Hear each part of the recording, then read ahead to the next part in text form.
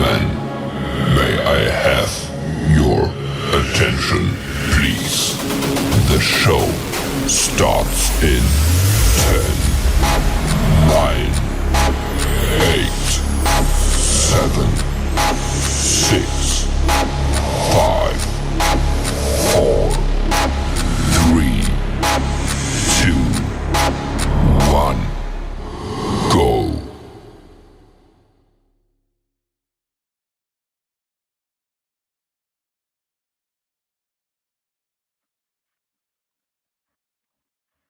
Hello, everybody. I'm your host, Eric Bird, here at StopStrugglingNow.com. And tonight, our moves, ladies and gentlemen, buy assets now and investment. It's necessary. And welcome to the SSN Nation Money Making Monday live stream. Stop Struggling Now gear. Check. And please like, subscribe, and click the bell below so you get the latest updates. Now, let's get to it.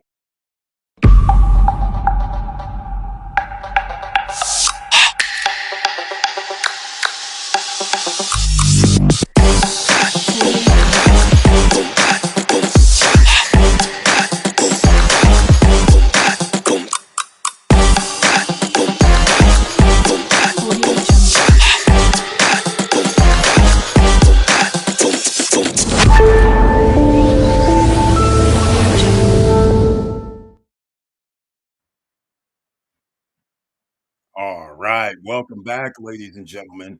And I want to thank you for being here. Please share the videos because you never know who else is out here that needs a little bit of help with that disposable income. Just a little bit here, a little bit there is mandatory. You have 1 year, 5 months to go, almost 1 year, 4 months to go before the mandated SSN Nation timeline is up. Therefore, get a move on. We'll get into that a little bit later. But once again, imperative. Share the videos because a lot of people do not know what's happening underneath their feet with the economy. All they see is stock market pricing, thinking that correlates for your job, for the corporation you may work for or have business to deal with. You don't know what the underlying effects are unless you're paying attention, seeking out information. That's what we do here with this room full of investors, business owners, and you know what that means. Iron sharpens iron, ladies and gentlemen. Once again, let's get into it tonight. And I should say one thing off the top. It looks like I'm coming out of retirement. I told you guys before, I'm in retirement. I'm always in retirement. But the fact of the matter is, there's businesses I've always wanted to do in my life. Wine business, you'll see a trend here. Travel business, automobile business, and last on my list, it could come to fruition. Oil business. That's right, ladies and gentlemen. Yes, yes, yes. I can finally probably participate in the oil business if everything goes right. I'll know next week. Now, you know what this means. That means the oil business that I'm referring to is not at the pump out at the Gulf of Mexico. We're not talking about that type. We're not talking about the tankers. We're talking about the end users. We're talking about those gas stations. But I have to be specific. We're not talking about business, not the C-store business, not that part. The actual overall gas station. That's what we're talking about. So somebody might be watching this, you know, that little closed down gas station that you know about. You need to hit me up. Let's just call it what it is. I'll get you guys indoctrinated over the next week or two once I delve more into this. But once again, let's get into it. It's all about investments, baby, because that's what we have to do up in here. Let me see who's in the house. We have DIM Powell, speaking of investments, doing the damn thing. Welcome to the SSN Nation Money Making Monday live stream. And brings the tagline this evening. Good evening, all. Thank you so much for being here. Good evening to you. Let's get into it also. before I forget, starting speaking of investment, I want to hear from you what you think an investment is and what you think an asset is. Because I know I have people confused until they come to the SSN Nation and realize what's going on because this is going to be the biggest asset that you're going to buy in your lifetime. But is it really an asset or have the rich guys been fooling you for so long? Well, who wants to be a fool? But let's face facts.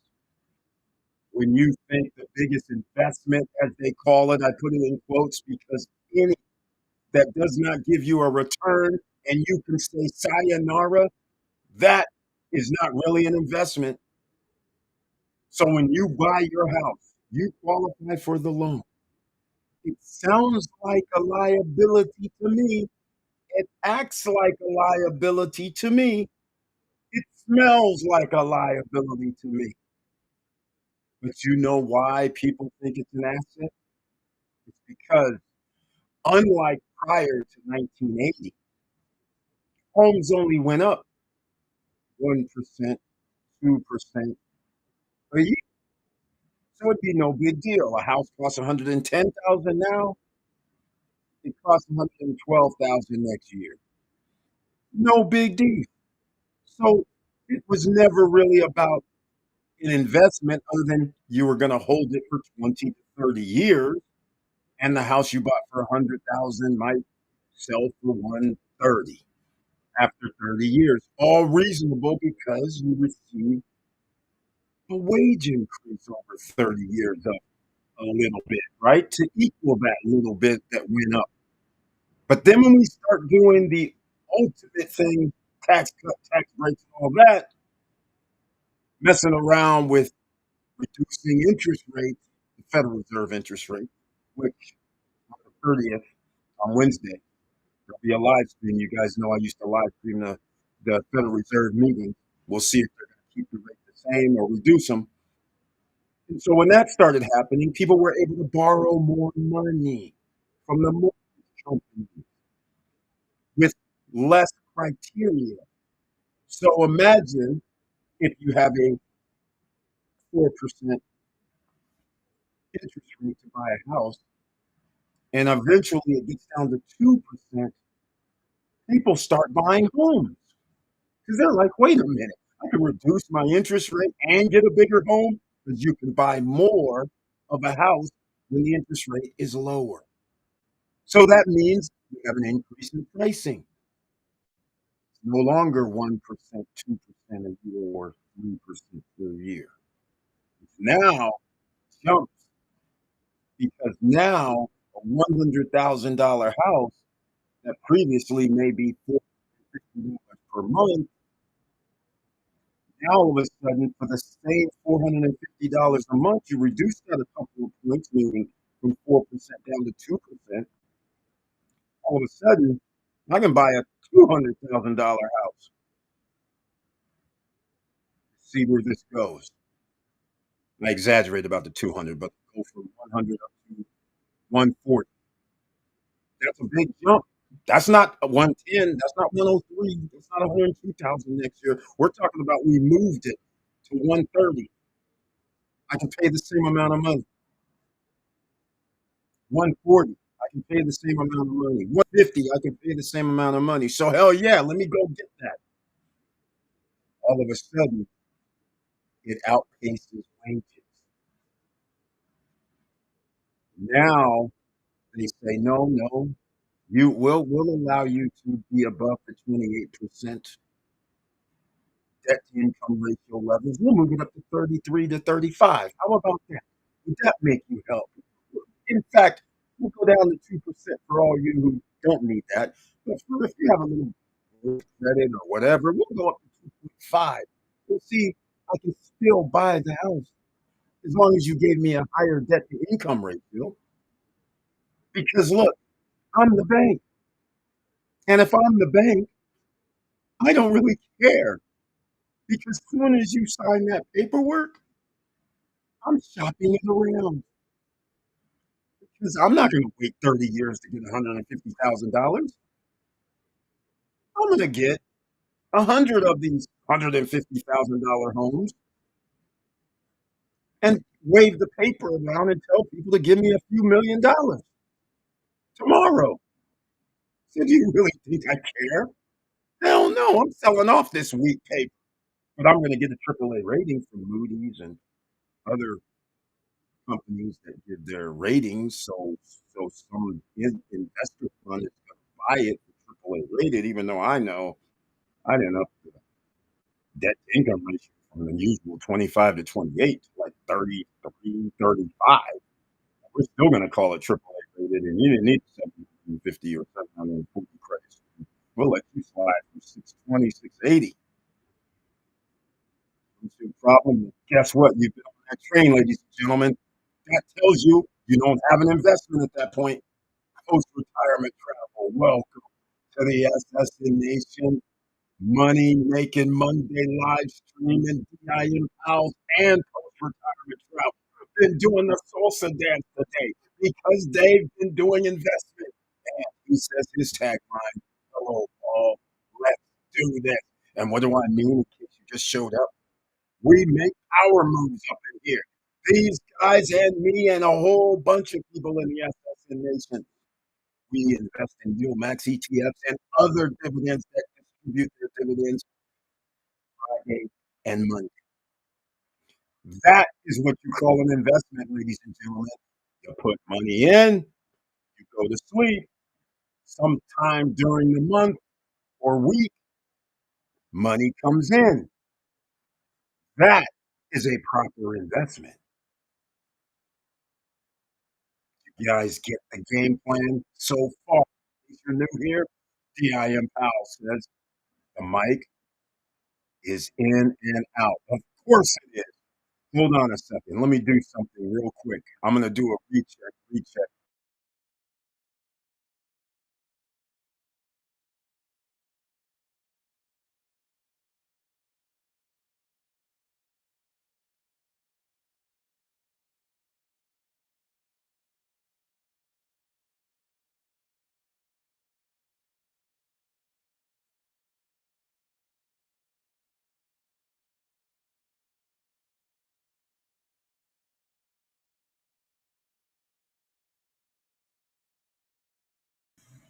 Check, check, mic check. All right. Is this any better? And actually, I had something playing in the background. So that hopefully has remedied the situation. So let me know if mic check, you guys can hear me a little better. Well, it might have been me. I actually had something playing in the background and didn't realize it. A video was playing in the background. You guys should have heard it. Unless it muted it, that's awesome. But yeah, that was happening. Didn't even realize it. So I'm glad you mentioned something because it might have been trying to switch the screens, uh, trying to go back because it's voice activation as well. So it was probably, it would make sense. Thank you so much for that. Again, okay, here we go. All eyes and ears on Powell this Wednesday. Even if he keeps the rate the same, it's his words that will make or break the market. Exactly. Stay in the market. Bought some more today. Exactly. How can you not? You have to be paying attention, ladies and gentlemen. If you're new here, please get a brokerage account. And a brokerage account sounds like Fidelity, Schwab, but of course, you want an app that's on your phone. Well, you can do it anyhow with those. But there's Robinhood, Webull, Moomoo. At least you get free shares of stock. They have promotions. Robinhood generally has one free share of stock just for downloading software. Webull gives you free shares of stock, but now you have to deposit money. It generally anywhere from $5 up to $100. They'll give you free shares of stock. Now, it could be 5 shares, it could be fractional shares, it could be numerous amounts. So just keep that in mind. And then the last one is Moo. And the thing with them is you have to deposit $100 or more. Your account has to stay dollars or more. And you have to wait 60 days before they'll allow you to down or claim your free shares of stock, whether it's 5, 4, or 6. It's going to be somewhere in that number. So that's what we're talking about here. Investments that give you passive income after you've made the investment. That is the kicker right there, ladies and gentlemen. All right. Now, down below in the description box here shortly and after the live stream's over, anybody can download the Robinhood, the Webull apps and get your free shares of stock. All right. Now, back to the salsa dance, because the story of homes is how a lot of people have been able to build wealth a different way. It's always been a certain way that you could do it with a home, but it was based over time. Now it's based on what the Federal Reserve does, what the interest rates are, and also how much are they going to allow of people with what we would call bad credit in the old days, where you would be at 600 or 580 or 620.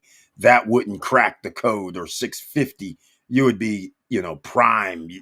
You couldn't even get types of funding at that price point or that FICO score. So now that they're allowing subprime mortgages, people think that is an investment. But I will tell you, please get your calculator out, and you have to sell it after the price goes up in a pre 10-year time frame if you have a mortgage. Because if you actually put in a mortgage rate of 6%, which I don't know where anybody's going to get that unless they were with Robinhood and they were able to get that 5.99 or 5 whatever it was, because I like what they're doing. HOOD is Robinhood stock price, by the way. You want a dividend or passive income, you go HOOY. That's a Yield Max ETF dividend that pays out monthly.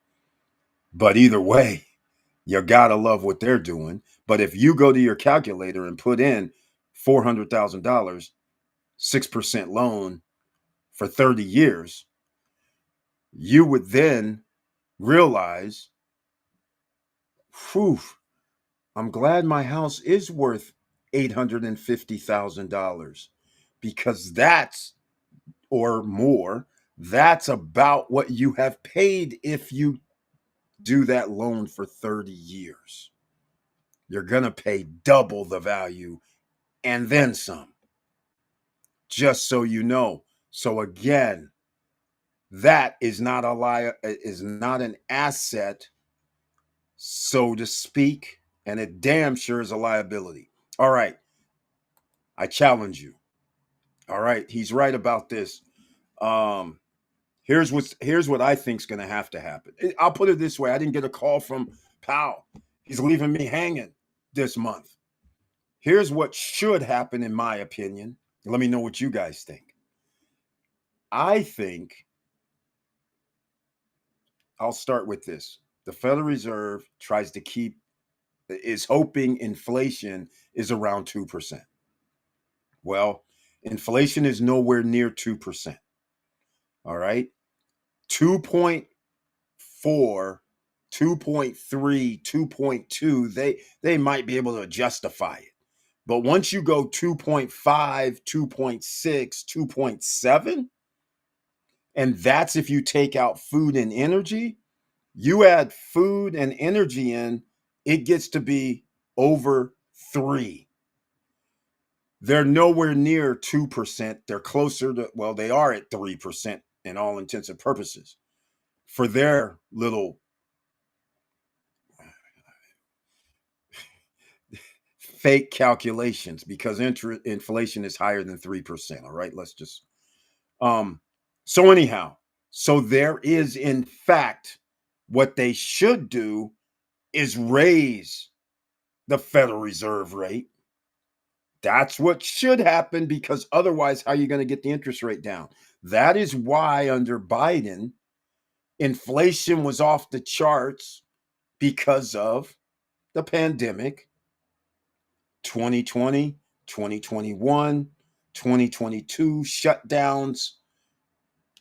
Then inflation subsides only because nobody's buying, nothing's moving. But once things came back online, there's makeup. Prices had to rise rapidly. Inflation rose rapidly for the next 2, now 3, 4 years. So what ends up happening is they had to raise the Federal Reserve rate the whole time because our target goal is 2%. It's around 4.5. Got to keep raising it up again every 3 months till for what was it? 3 years? And now year over year we're nowhere near 2%. So by rights, they should raise it up 0.25. Because if they don't, ladies and gentlemen, that means inflation is going to continue to rise, right? Investors, let me know what you think on that. That's my take. But do they have the balls to do it? When you have a president who's sitting there saying, well, I would fire you, which he can't do. But May comes up, he can replace him because his term is up. The chairman, that is, the board of governors who actually talk and they agree to a decision. The chairman's the head. He comes out and says, this is what our decision was. But Americans don't understand how our government works. And they believe the chairman named Jerome Powell is the one that goes, hey guys, I'm just going to raise the interest rates. That's it. See you later. Why have a meeting? That's not how it works, ladies and gentlemen. Smart people discuss. They don't act like a dictator, nor does Jerome Powell. So when you have the Fed chair of Atlanta roll in, of Philly roll in, San Francisco roll in, and the others, their meeting starts tomorrow. They talk about what happened. Somebody's going to go, hey, I'm a fan of what Trump's doing. So yeah, let's reduce the interest rate. The other guys like me is going to be like, what school of economics you go to? We need to get the inflation rate down. We have no choice but to raise the interest rate. We have to. I mean, this month in July, I'll be willing to bet you it's going to be over 3%. And actually, they're going to know the numbers more than we know right now because they know the number. They'll be like, hey, man, it's 3% this month or 3.1. When you add food, it's 4%. We're going the wrong way. And tomorrow, which will be the 1st of August, according to them, right? Because they're going to tell us what, the 30th or 31st? They're going to say August 1st, they're going to have the tariff wars kick off. We can't sit still. At least that would be my argument. I'd be like, we have no choice. And then somebody's going to pipe up and go, hey, man, we're going to upset our administration. And I'd be like, I'm sorry. Just because the administration's not looking out for American citizens, that's not our job. Our job is to look out for American citizens. So we have to raise the interest rate 0.25. Now, if y'all don't have the stomach for it, let me know. And so somebody's going to go, I don't have the stomach for it, man. We're getting too much pressure. Let's reduce the interest rate. Okay, the vote, please.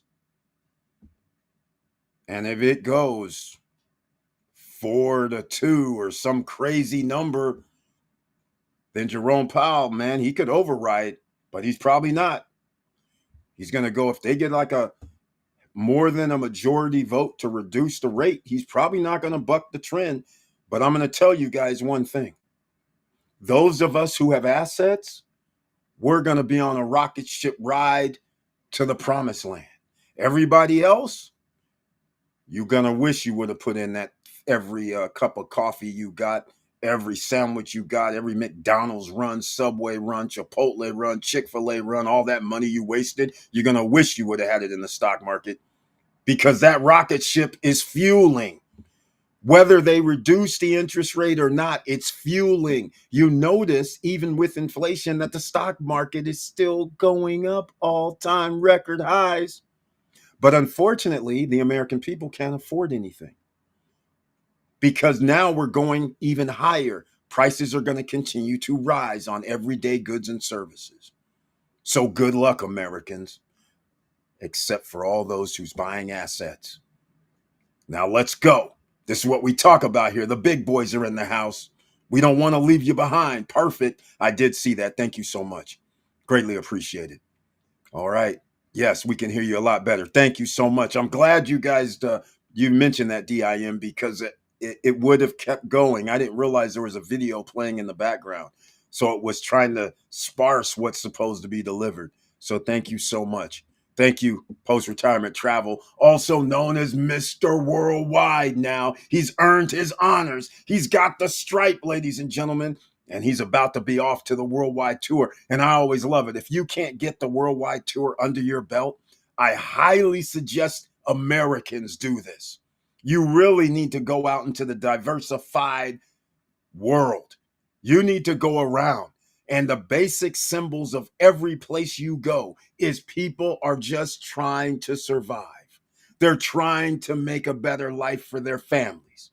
Although there's still the underlining effects because I'm a black guy, right? It's still racism around the world. It's still based on certain criterias for the world they live in, but it still boils down to people trying to take care of their families.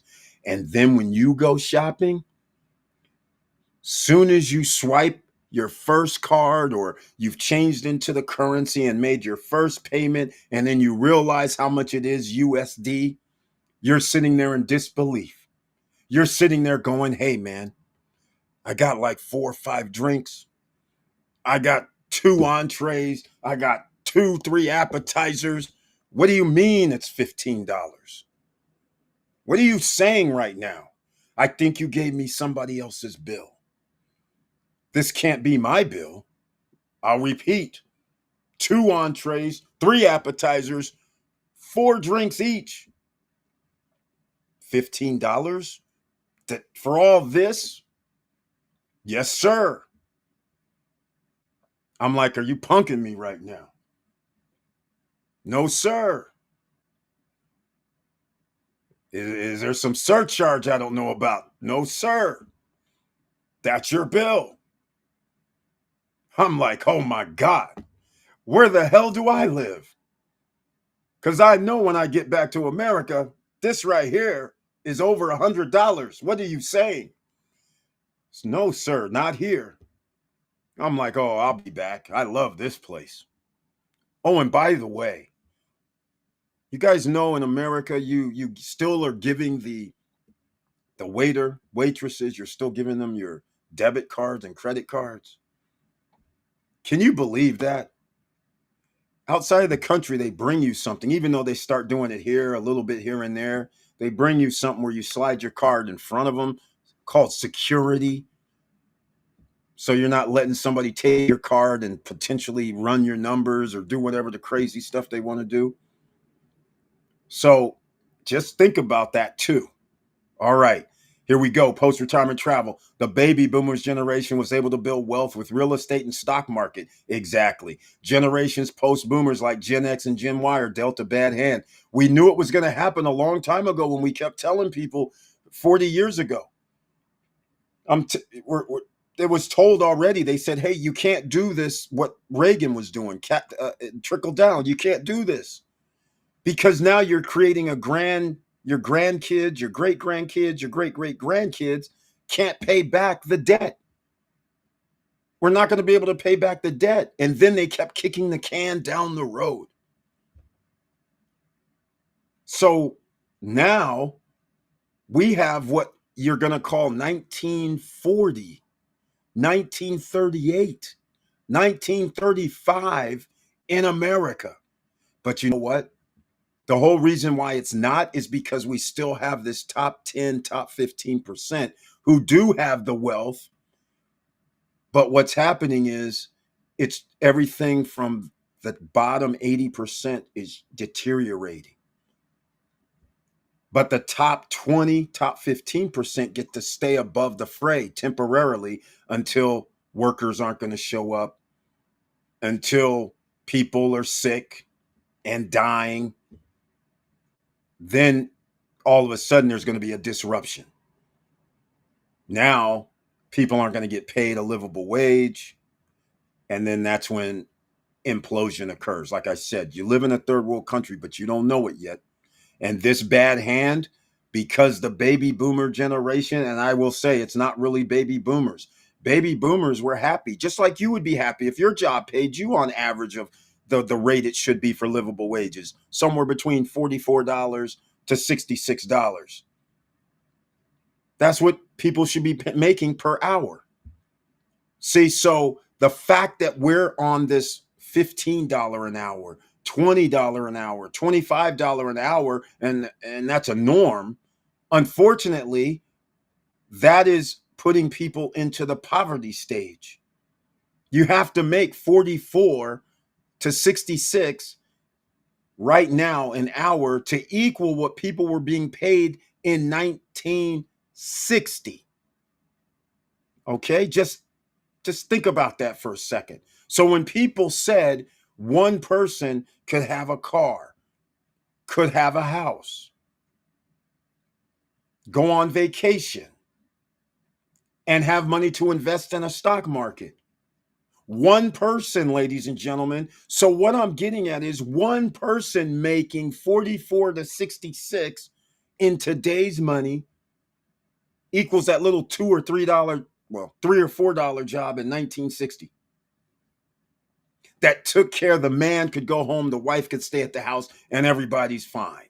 Nice house, nice 1 or 2 cars, picket fence, food in the cupboards. One person. Now imagine what it takes today.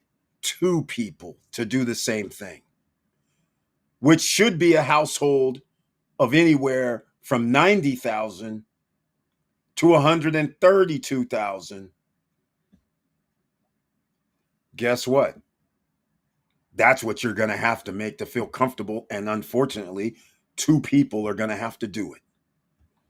That's why you have to have investments, and post-retirement travel knows exactly what he's talking about, as investors should, because you have to know where you came from in order to understand what devastation is around the corner.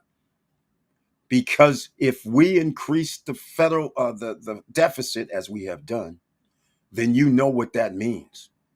That means inflation, because you're going to have to print money out of thin air to pay back that deficit and the money that you owed.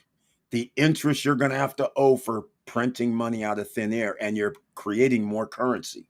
You're devaluing your currency. So again, every day the currency is devalued. Every day it costs more money to buy the same thing that you didn't have to do last time. That sound bad for anything else?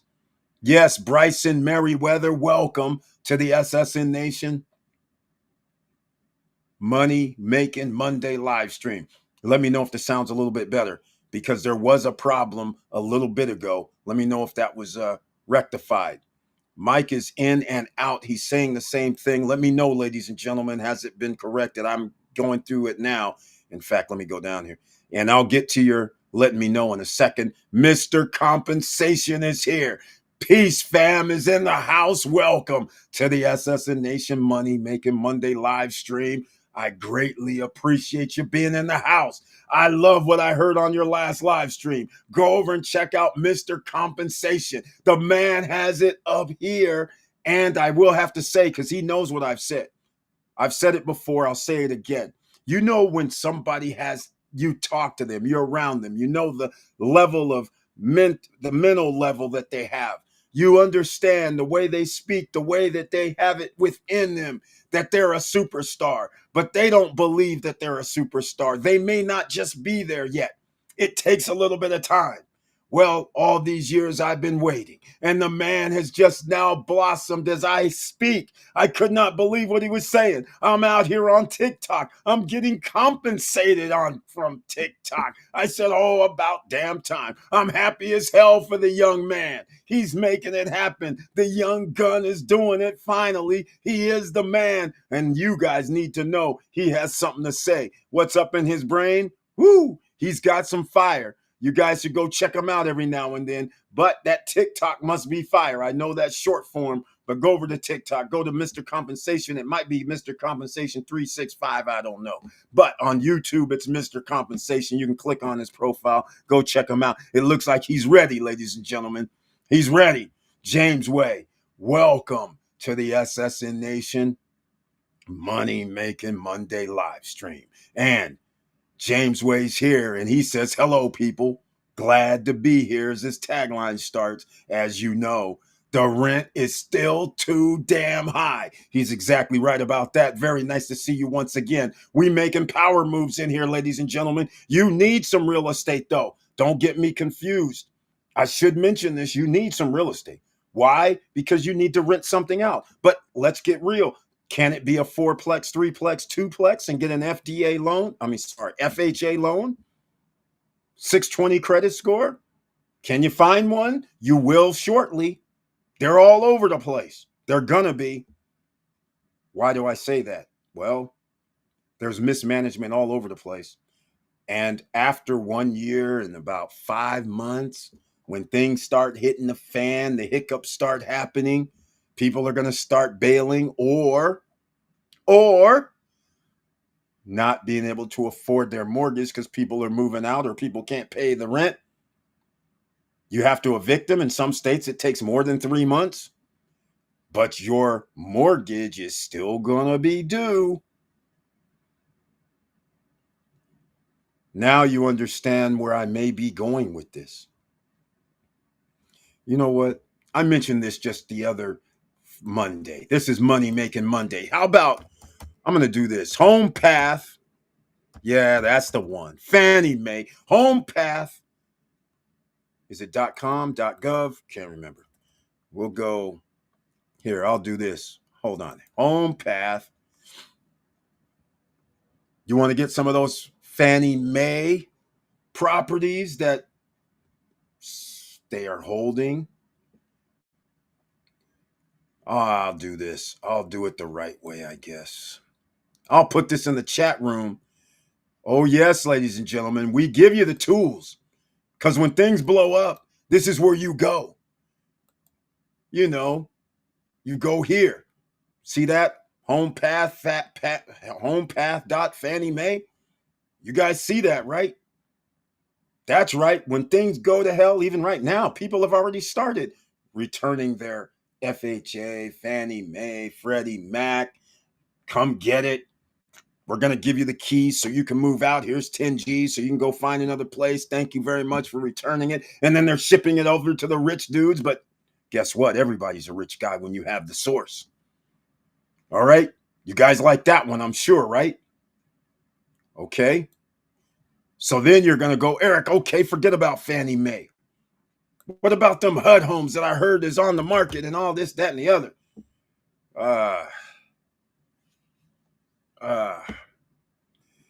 Here you go. HUDhomestore.gov. Okay. See what I tell you, ladies and gentlemen. Oh, and by the way, your credit may not have to be over 700. Just saying. Just saying. All you have to do is pay attention. Be in the game. These are the type of ways you can get some things, but you're going to need passive income coming in. So look for duplexes, look for threeplexes, look for fourplexes. If you think a home, but again, it's going to be very hard if people don't have money. It's going to be hard for the rentals. So the only thing you should be thinking about at this point, buy low, sell it tomorrow at a higher price and flip. That's it. You should not be partaking in buying homes and thinking that I'm going to sit here and wait for something. I'm just telling you right now, you might have a problem. All right. The rent is still too damn high, James Way.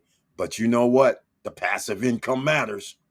All right, trying to secure additional real estate is an uphill battle now with prices and interest rates. But I came across a strategy called buy, rehab, rent, refinance, repeat, check it. Yes, and you know we've been in the real estate game forever. I am not a huge fan of the Burr, and I'm going to tell you why. Yes, in the previous, I would say up until the implosion, and after the implosion, the Great Recession, 2007, 8, 9, and after that, there was recovery. So you could do the Burr because the price of homes would go back up because they dropped drastically, right? So it made sense to buy something in 2010, 2011, right? Hell, it made sense to buy something in 2009 or an 8, right? Because you could buy something for, I'll give you an example, 500, for, okay, I'll use I can't remember my exact number, but let's say 500,000 in the early 2000s in a nice luxury upscale neighborhood. Then 7, 8 years later, because they reduced the interest rates, the Federal Reserve rates, home prices started rocking. Next thing you know, that $500,000 house is worth $800,000. $300,000 equity. Is it time to sell? Take some of that money, put it in the stock market that's booming. Live off of some of the money that's coming in. Because you didn't just go out there and buy cars, boats, and motorcycles and RVs, right? You took the 250,000 and said, let me get some interest on this. So I make like $2,000 or $3,000 a month, right? No, Americans aren't like that. Only a few. But that's what you should do. We have another booming market, stock market that is. The merry-go-round is going. You need to be on it. So think about it. The Burr worked prior because home prices always went up. From 1980, they improved. So you could buy today. Rehab takes 6 months to a year. A year later, the price moved. It moved like 10%. So there was plenty of room when homes cost 200,000, 150,000, and then they're 190, and it only costs you 5 to 10,000 for rehab, and you can put it back on the market. That's why I remember all those TV shows after the great debacle, great recession, and all those HGTV shows, and on there was 2 channels, TLC and all that, and they would have the Burr, we're going to buy a home. We're going to rehab it. And then this is how much it cost us to rehab. This is how much we can get because this is what the prices are. Because the prices were going up ridiculously. So you could do that easily. And now I am not so sure you can do that same thing. You have to actually look. You actually have to be in the game. You can't just find them like that because we don't have a crisis yet. We have a crisis in the home market, but the sellers are still on cloud 9 thinking the price of 2020, 2022, 2023, when prices skyrocketed, there's one believe that their home is worth more, but people can't afford it. So they're sitting on the market and they're not willing to reduce their prices significantly. They're not going to reduce $100,000, $150,000 because they don't see anybody else doing that. So they just join the pack. So homes are sitting on the market 2, 3, 4 months, 5 months, 6 months. People are losing them to foreclosure. At 187,000 homes went in foreclosure this past month. There's another 2 million homes that's in pre-foreclosure. That just means somebody could have missed a month. And then, that's pre-foreclosure. That doesn't mean they're not going to catch up or anything like that. They're just in jeopardy that if it goes to past 3 months, then they're in jeopardy. But it's not officially in foreclosure. So that's how many more could put. I mean, there could be 500,000 homes in pre-foreclosure like 2 months from now. This is where we're going, ladies and gentlemen. So you have to be very careful if you're going to do the Burr method, because you have to have a wholesale deal. You have to know. You can't play around in this environment. You can't go, hey, they're selling homes for $600,000 in this neighborhood. I'm going to go buy it for $450,000. So it's only going to be 20,000 rehab, so we can put it on the market for $575,000. Well, by the time you do that rehab, the house might have dropped in value, because that's what's happening right now. It might have dropped. Instead of 600, it's down to 550 or 570. So you want a quick flip. So that means your price has to be below. So your value could evaporate if it takes you a long time to do the Burr method today, in my opinion. Somebody else might have a different opinion, but why do high risk, high rewards for no reason? That's where I go with the real estate. I'm like, why are we going to take, we don't have to. JEPI, 9% return annually. JEPQ, 10.5 to 11% annually. So if I'm going to buy a $400,000 house, I could do $400,000 on the stock market and get an average of 15% return for life, 60 G's a year for life, without doing any risk, because they're dividends. Or you can be smart and also realize which companies got their tax cut, tax break money, which companies already committed to spending billions of dollars buying up their shares of stock on Microsoft, Facebook, and Meta now, Nvidia. Come on. And know their stock price is going to go up over the next 2 years. And by the way, I did the calculation today for everybody that's holding Nvidia and who was lucky enough to sit there and was here April, the first weeks of April, when it went under $90 a share. So everybody could have either got in then, or all those who bought it 115, 120 could have bought some more and got their dollar cost average down to 105 or 110 or 100. It went to 176 today, Nvidia. All the people who were here who was able to get under $90, you're almost about to double your money in less than 5 months. In fact, I think, next month it's going to reach 180. And depending on what Powell does and his team, the board of governors, if they decide that they're going to reduce the interest rates, oh my, then Nvidia will be at 180 on Friday or Monday. So that is the extreme. And that's a stock that doesn't even, they don't really give out a dividend. They do, but it's only like a penny or something. But who cares about a dividend if you could buy something at $100 and 4 or 5 months later, it's at 180, $80 per share, 80% in 4 months. See, this is what happens when you're working hard, working 2 jobs, and you don't have time to watch videos. You don't have time to look at the stock market. All you got time for is to sleep, eat, go to sleep, wake up, redo it 5 days a week. And then those 2 days a week, you're doing chores. Unless, of course, you're one of the guys that already invested and you have money coming in and you have somebody, housekeeper coming in or something.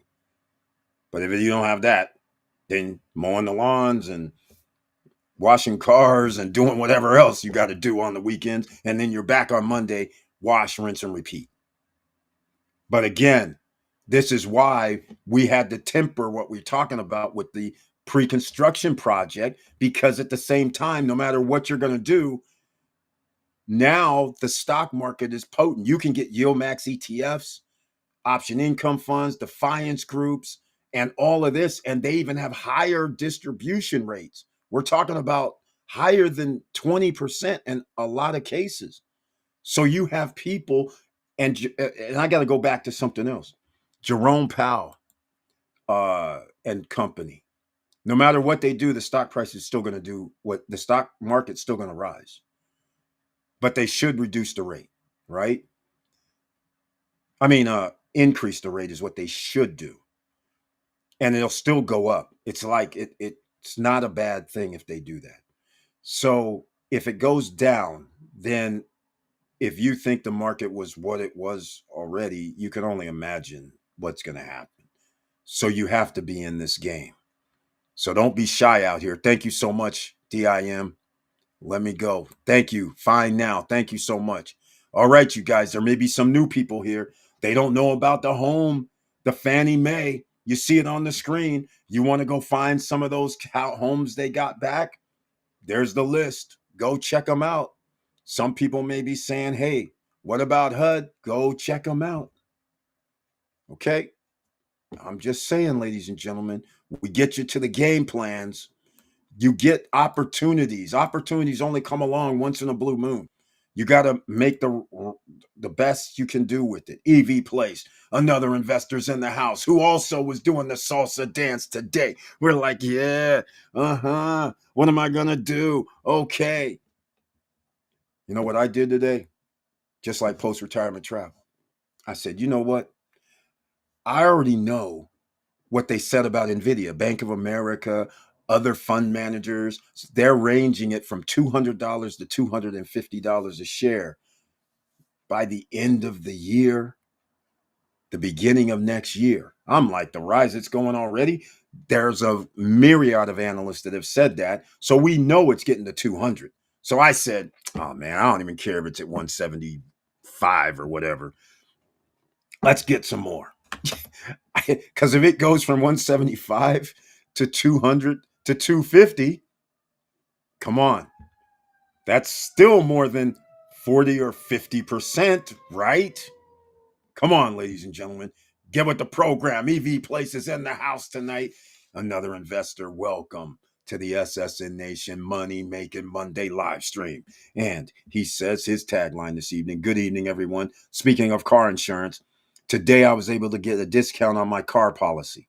Low mileage discount. Yeah, you mean like under 5,000 miles or something like that. Check it out with your insurance guy. Yes, that's what I pretty much have because, we're at home. Cars don't get much mileage on it. All right. First, they rise it up from 550 to 750 without a reason. Yes, I know, but I was able to settle at 560. What was the number? What was the number though? That's the kicker. What was the mileage that they needed to keep you under? 5,000? Yeah, because I got to register some cars today, and the car was 171,000 last year. Took a snapshot. It's 173.3 or something like that. I just started laughing. Only went 2,000 miles or something. Crazy. Fortune Builders. I like that. I like that, Mr. Compensation. Fortune Builders. Is that on your TikTok? Or have you changed your name? Oh, so you're going to. Oh, he's not going to ever give up that Mr. Compensation name. He's never. All right. Hypothetical question from Bryson Merriweather. Again, welcome to the SSN Nation. I know I saw you earlier, but welcome. Hypothetical. Let's say someone had the opportunity to sell a house they bought in 2020 at a 3% rate. Don't do it. And it's at $980. Rent it for $1,650. The home is worth $245K today. Would it be smart? Okay, Bryson Merriweather. Yes, it would be smart. I'll give you the first standard answer, and then I'll give you my perspective because I'm not a fan of renting out any damn house, really, long term. And the only reason I say that is because it depends on what state you're in. Let me know what state you're in because I'm not a fan, and I'm going to tell you why I'm not a fan.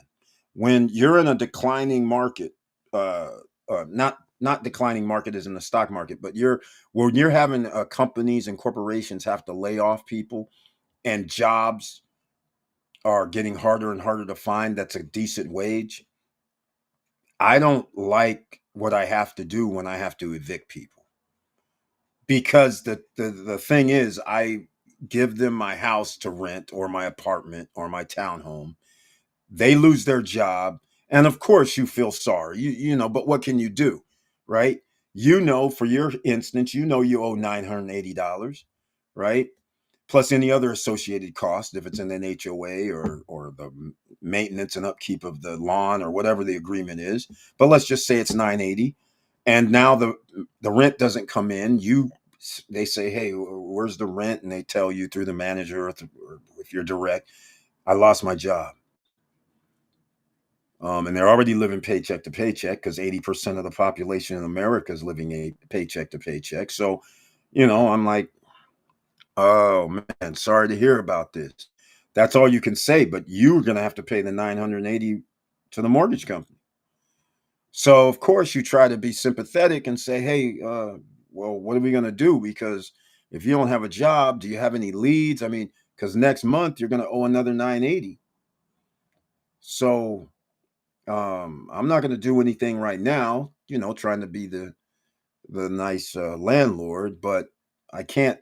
I mean, you're going to have to make this up, even if you are able to get a job, and you know. So that's what you start worrying about, because now, as soon as 30 days come by, and they owe, let's just say, I'll use your 1650. Now they owe 3,300 to me. Now I got another $980 payment. I'm kind of like, I can't be sympathetic because now I gotta pay, and I gotta pay now to evict them. That's the problem. I mean, how long are you supposed to wait? So that's where I go, because I can't just get people out in a month. Where I come from, it, and again, the reason I have this point of view is where I come from. It used to take 6, 7, 8 months, and you also put yourself in a position of um, people staying there and messing up your place while they're not paying rent, and you have to evict them.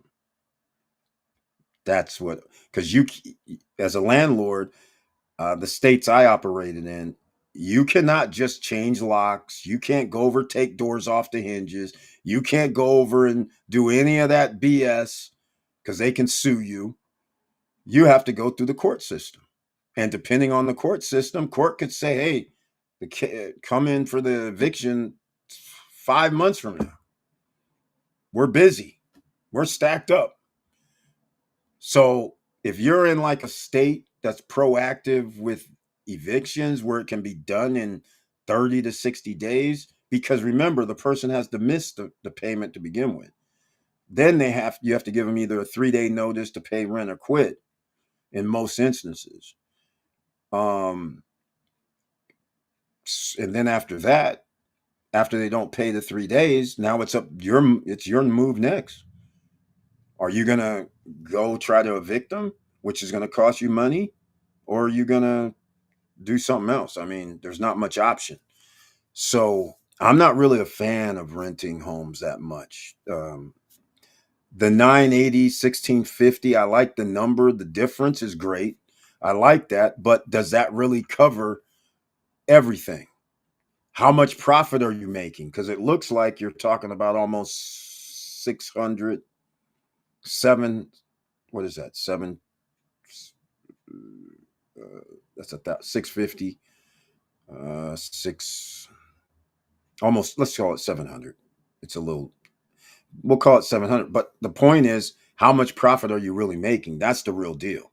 700 is nice, but we have people here that rent homes. 700 is nice, but here's the thing: when you rent a home, what are you going to do? If the AC goes out, if the heater goes out, if there's dishwasher goes out, which if you live there, the same things could happen. But if they go out, they cost way more than what you're going to be getting. Because if we just use a difference, you're going to make like 8,000 at your best case scenario. That's if you have no management, which I would not recommend. I don't recommend unless I don't. I never like being the. I always have a third party manager, because if anything go wrong, the manager's running it. The manager only calls me to relay, hey, something happened. What's your decision? So I'm not really in it, because now going over to serve papers to people that may owe you money and might have jacked up your house, uh, that's hard to take. Trust me, when I was doing rentals, that's what happened. He would call me up, Eric. Your window's broken, door's broken. So if I went over, I'd feel a certain way, right? So I thought it was best that I have a a person that goes over that's a neutral party that can relay the message. Hey, Eric, we got maintenance issues. How do you want to handle it? So that's just remember, homes have maintenance. So that's why it's smart, yes, but I just don't like it, and it depends on where it is. Because if it's a state that a person could live there for, you can't get them out for 6 months. Now you got 6 months worth of mortgage payments. You have court costs, and when you get them out and go start going through there, you could have rehab cost on top. So all that profit you made of 8 grand for a year, or 16 grand for 2 years, or whatever, 20 grand for 2 years, could all vanish in thin air when they have to move out. And now you got rehab situations, holes in the walls. Okay, some people say, Eric, that ain't nothing. But you never know what it is. Your kitchen counters could be messed up, your stove, your dishwasher, whatever. Stuff could be messed up. And it does not cost only a few hundred today. The way they charge people today is outrageous. You could easily have $10,000 worth of work to do in a house these days. All right, here we go. 2 parts: ways and invest in the market. Would it be smart? Oh, I didn't see the second part. The part ways and invest in the market. Oh, oh, oh. Uh, home is worth 245. You didn't tell us how much you bought it for. I bought it for. I guess I can figure it out. If you got a 3% rate, two. Wait, you said it's in order to have a. You said it's worth 245. How a 3% rate at 200 would be 600.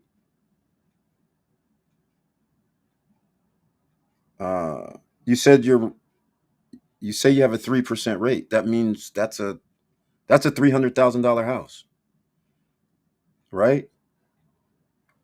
I mean, isn't that what it is? So how much is the house worth today?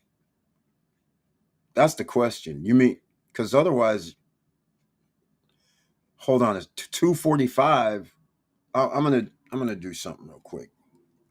Um, uh, home calculator, mortgage calculator. You said you had 3%. Um, so 100, 200, 300, right? So you got to have a house. It's got to be like 250 or something, right? So you mean you owe 245 is what you're saying? Because that would make more sense. Because if it's work, because how do you have a loan mortgage for? Oh, does your mortgage include your insurance and taxes? Because then that would make sense at 980. Um, hold on. Let's see what it is. Because that doesn't. How do you have a 980 for? I'm assuming you would have bought it for 200 grand or less, or you bought it at 245 and your mortgage is 980 at 3% with principal, interest, taxes, and HOA. Let's go see. You know what? This is going to be very interesting. Actually, I'm glad you brought this up. Let's see here. Let me see what he's got. Okay, hold on. Let me see. North Carolina in Military Town. Well, now you got somebody in the house that's been doing that. Post retirement travel's been doing that. So you got somebody that's been doing that, has been benefited greatly. Okay, Bryson. Well, then how is it 980 if you bought it for 125? I don't understand. Unless what I mean, oh, and if your insurance went up, your insurance is like 400 a month. or something. That's about the only way that can happen. Let's go look. 120 for your insurance. Because that payment cheap. Oh wait. Yeah, that's oh hold on, 3%. I'm checking some things right now. Yeah, that ends up being, hold on a second. Hold on. I'm off, way off. 125, zero down payment. So your payment is six something. Because it includes insurance, da da da. Yeah, principal and interest, 527, property tax, $82 a month. It's probably higher than, no, that's probably about right.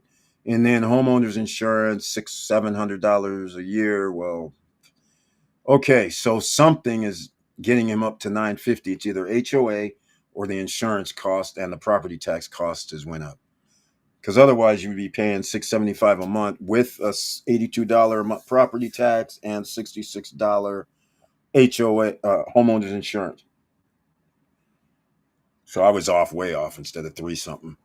527 with principal and interest only.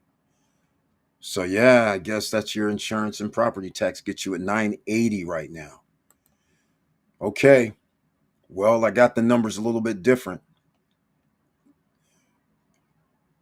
But if you're sure about this, the 1650 and it's a military town, well, once again, I've never done any rentals near a military base, and we know what that means. You could have people in and out, in and out. But being at a military installation, you always have somebody looking for a home that's coming in. So it wins. You just post it up on base. That's a win. The strategy consists of finding a distressed property. Exactly. That's the whole key. Rehab it and renting. Sounds great if you can find one, but more than that, you need to have a trusted handyman to fix it. Exactly. Post-retirement travel on that burr. That's why the open, what was their name? The open pocket. What was it? Those guys were famous for the burr thing. The pockets. What were some guys' name? Bigger pockets. Bigger pockets. Those were the guys.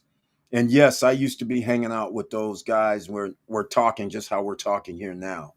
And we would have these discussions and they would talk about the burr. But see, when you're talking about burr and it's 2003, home prices are going up so fast that all you had to do was find, in fact, you could buy a house at the going rate. Let's say at that time, they were sky. I was in Cali, so it was crazy. Like $350,000. You could buy the house for $350. 2 months later, it'd be selling for $400. So, if somebody had a distressed property, somebody would say, "Okay, I don't want 350. I'll take 330." You could. They would say, "You'd have to buy it for 330, 340. It would be like 10,000 to fix it." But you didn't have no worries because home prices were escalating so fast. Next month or 2 months from now, it's going to be at 400, 375 to 400. So you know after you do the rehab, you can put it back on the market for $40 to $50,000 more. So that it made sense. Then after the Great Recession, it made sense again because there was a whole bunch of homes on the market, rehab, cheap. And now once you fixed it up, which is why the HGTV show started, you could fix it up, put in 30, 40 G's, and then sell it for and make profit 100, 150,000 or more. But now, home prices are so high that you just can't have a myriad of people just rolling in unless the interest rate was below. All right. So, anyhow, we're going to get to the bottom of the man that has this Bryson Merriweather post retirement travel. EV place is in the house. Let's see. I've bought foreclosure for 40K. From my experience with rehab, it's always cost more than you have calculated. That's exactly the problem. Exactly. Once people do, it's good to talk But once you do it, when somebody says, "Oh, it's going to be 50," you have a budget, and they go, "It's $50,000," and you even actually go over maybe 5 to 10% and go, "Okay, you said 50, we got a budget for 60." Soon as we start doing something, you can easily see it's like, wait, that's way more than I thought already from the jump. So then you start going, well, damn, this is going to cost me 80, 90. And you're like, it starts getting, and now it's like, okay. But again, it depends on how you buy it and what you're doing. If it's $40,000, he buys a foreclosure and the homes are worth 140 or 50 in the neighborhood. And then you go, well, it's only going to cost me 40 grand to fix. That's 80. Now you got a big cushion. You go, okay, even if it's 100, I'm still going to make money. So it all depends. And the timing. I don't, right now, he already has the house. So it's going to be a little different. And he says it's worth 245. I would not sell it. That's all I can say. I would not sell it. If you're gonna do something crazy, I don't even have a recommendation right now because you have options. Your house has an equity of 125. You probably owe still, since it's 2020, you probably owe still, if you owed 125, I don't know what the owe is, but let's just say you're still over 100 or around 105, let's say. 100. It'll be around 100, right? No. 10% down, 1250. 20% down would have been 25,000. So you would owe 100, pay down about 95 or something. Yeah, you'd owe maybe 100, somewhere between 95 and 100,000. So you'd have 145,000 equity, and you need to call up. No, I'm not going to do any arbitraging. That would be risky. But, or there's no way you can sell it. I'm just going to tell you like it is. I do not recommend selling because the way it's looking is at your 3% rate. The way it's looking is I would, if I'm going to do this, I'm in it, I'd say, okay, I would rent it out because I'm going to make 700. The house is worth 245 right now. And if I get another house, my interest rate's going to be double or more. So might as well collect the 700 per month. Just saying. All right. You're exactly right, EV Place. No extra mileage last year, Eric. I'm using a company car. Oh, well then, then what insurance are you paying? Bought home for 125K. Yeah, I did see that later. North Carolina. I don't know their laws. Fayetteville, North Carolina. Okay, nice, nice. But you mentioned this right here. I saw this as I was scrolling in a military town. I like it. That's up post retirement travels neighborhood. uh, at Bryson Merriweather, is there any equity on the property? That person will have to pay capital gains unless they plan to do a 1031 transfer. You also have to pay 3 to 6% realtor fee. Yeah. Yeah. As it turns out, he probably is going to be better off renting it out. He has a, unless the base closed. Now that's a different story, but you're always going to have tenants if it's near the base, right? And if you make 700, it's fine. And the other thing is you have an equity position built in. So you don't have to be on the open market because if you're going to try and say, I'm going to sell the house, take the 100 and, well, if you can, take the 145,000 profit. Now what are you going to do? Because I'm assuming you don't live in it. If you live in it, then there's no gain for you. Meaning selling it, taking the 145, but now all the homes in that area are 245, right? So what are you going to do? That's the bad part.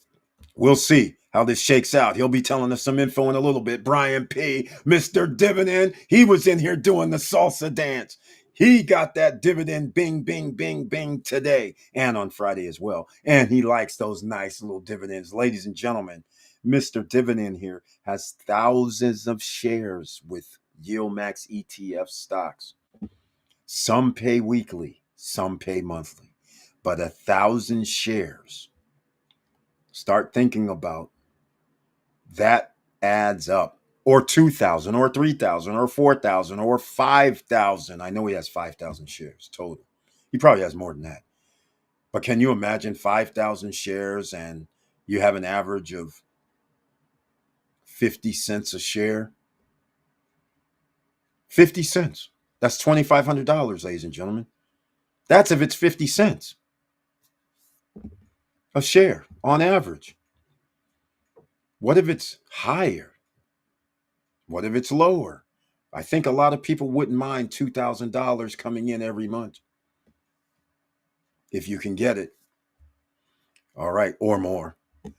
All right, Brian P. His tagline: "Happy day, Eric." Thank you. Happy day to you. I hope all is well with you. Yes, it's all well with me. Happy day, SSN family. And he smashed that like button. That's right. If you like what we're talking about, please smash that like button. Give it a 1, 2 piece, 3 piece, because you have to cut it back on. And then subscribe to the channel if you like our conversation, and join us Wednesday as well at 8:50 p.m. We'll be here because, woof, we're going to have a lot to talk about. Because you know what I find these days? The real men, they're like evaporating. They're shrinking. I'm finding out there's not a lot of real men around anymore. I'm finding out there's a lot of men that override the good of the community so they can line their pockets. And they don't care who they step on, who they cheat. They don't give a damn. As long as they're in this space where they can be safe with their other friends, they'll be like, oh, it's okay. It's all right if we take away health care for people. It's all good. We don't care. We don't care about children needing any health care and they lost their parents and they're on Social Security and all that. And people need to take care of them and make sure their health is all good. We don't care. We got a lot of weak men. So the problem is, or women too, what the problem we're having is weak. And the reason I bring this up is because of my point of view. Because on the 30th, we're going to find out who's got balls by the Federal Reserve. Because if they do what they should do, they got balls.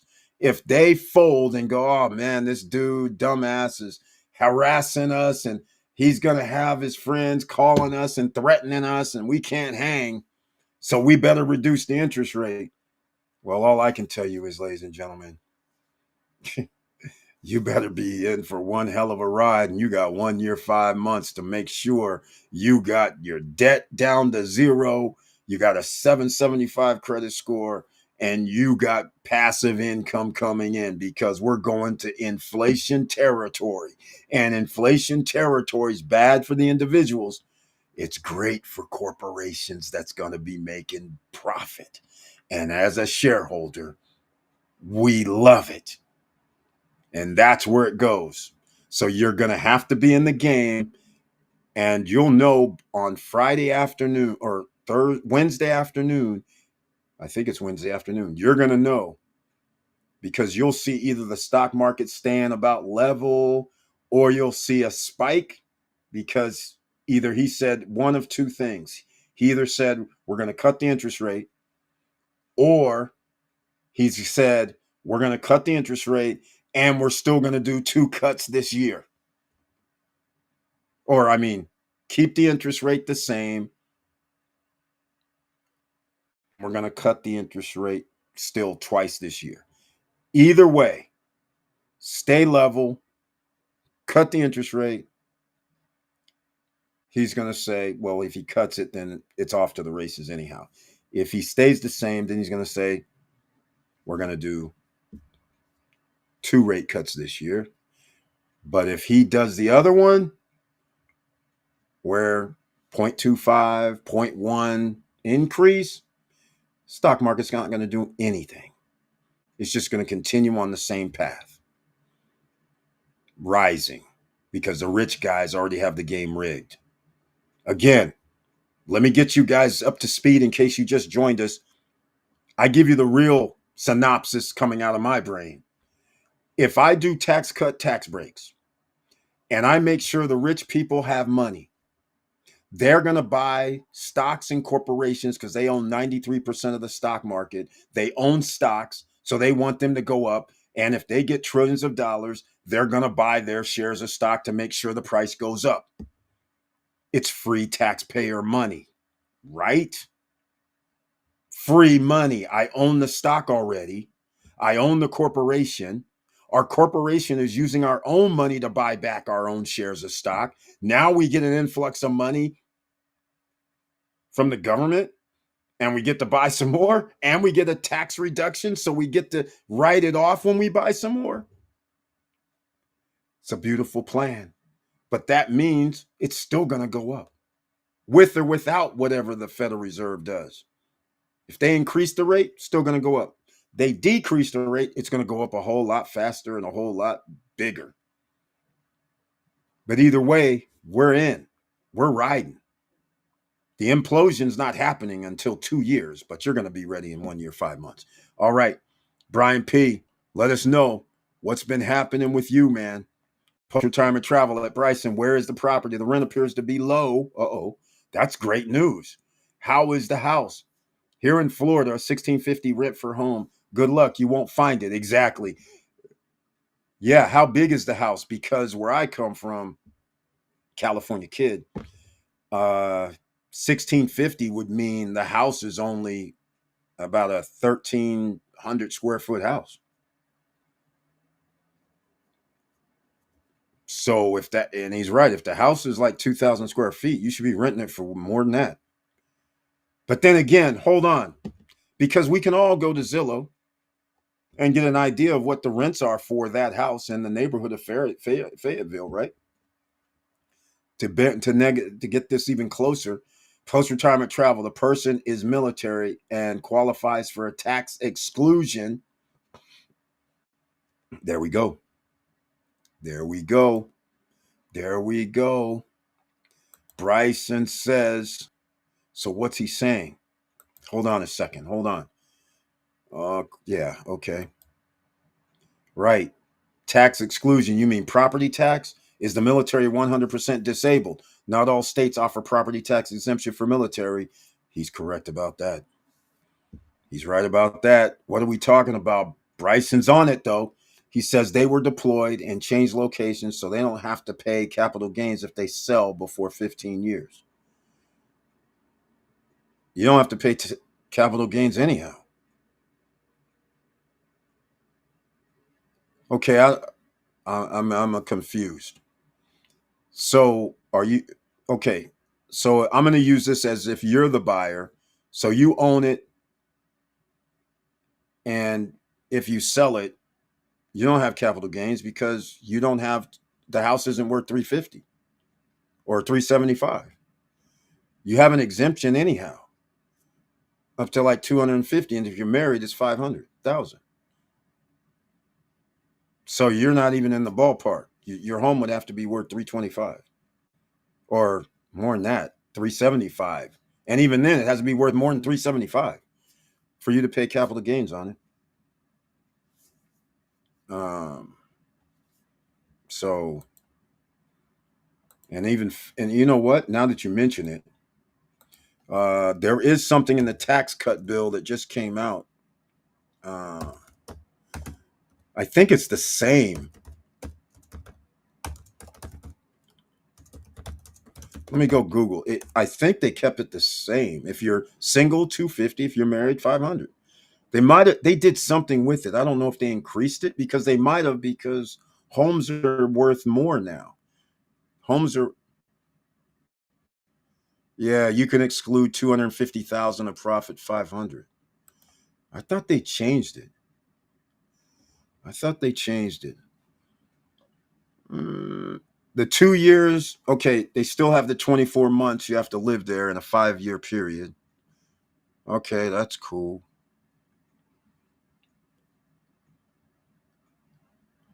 But you can't do two homes. Yeah, it's still the same. So, uh, yeah, you don't got nobody has to worry about that unless it goes past 375, and even then you don't have to worry about it because you should be doing some depreciations and stuff. rehab discounts, all of that. But anyhow, we won't get into that. At post retirement travel, they're deployed. Okay, this is getting interesting. Very interesting. That's interesting. I wasn't aware of that rule. Yeah, I wasn't either. But the point is, this house has to be up to 375 for the owner. It's only 245 right now. And the only way that house price is going to skyrocket in Fayetteville, North Carolina, is there would have to be interest rates down to 3% ish, 4% ish. I don't see how it gets there unless, well, okay, it could get there because I know what's going to happen in May. Um, the guy that Trump appoints for the new chairman, he's going to appoint a guy who will be willing to, instead of doing like 0.25, 0.1, 0.5, they're going to do something like 2%, or they're going to do chunks. That's going to cause, there's a cause and effect for doing that. But the cause would be they're going to try and get those rates down. Like if he did like a 2% reduction, right? But the bond market is going to go crazy. I don't know how he's going to do it, but let's just say they did 2% and we live in some crazy world. And then all of a sudden the mortgage guys go, 3.5 or 4%. Then all of a sudden home prices are going to jump. But even then, you're supposed to sell. I'm like, if it goes up like 300,000 or 400,000, you're supposed to sell because you now can buy a house and pocket the money and go find yourself one of them HUD homes, Fannie Mae homes, rehab homes, do whatever you got to do so you can put some of that money into assets that's going to pay you for life. But either way, I don't know, or there's other things you can do too, but I don't want to give people some high risk, high reward stuff. That's interesting. I spent 30 years in the Army, but decided to keep the properties I bought. I wish I had known that rule after my last deployment. Yeah, but you did good, man. You rented your stuff out. So you always had that passive income coming in, which is what the ideal scenario is. The ideal scenario is rent it out 1650, raise the rent $50, $60 a month every year, and then you have a cushion of 900, 1,000, which you will when home prices increase when they reduce the interest rate. So either way, you win. So again, at this point, I would not sell. I would just keep it. I would rent it out if I can get 1650, and that's your goal of 1650. I would take it, and because I know what's going to happen. We all know home prices are going to increase over the next few years because the interest rate's going to be reduced one way or another, right? They're going to reduce the federal rate. They're somehow going to try and figure out how to reduce the mortgage rates so people can buy. So the value of the home is going to increase, which means the rental price is going to increase. So that's something to think about. EV Place, thanks for the advice. Can you still find 40K? I guess the game will be finding the stress home that doesn't require as much. Yeah, isn't that up in the Northeast? Post-retirement travel, go check out the HUD homes, man. I gave the links. There's homes. Look, there's stuff in Ohio, in the mid Ohio, Indiana, uh, Michigan, Illinois, Massachusetts, Vermont. There's homes that come on the market that are distressed for that right now. But again, do your homework. They're there.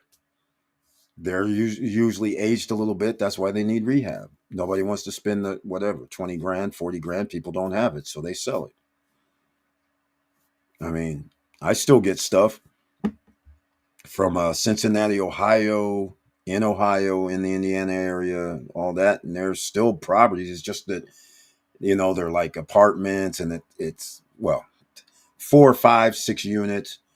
It's been built in 1970, kind of stuff.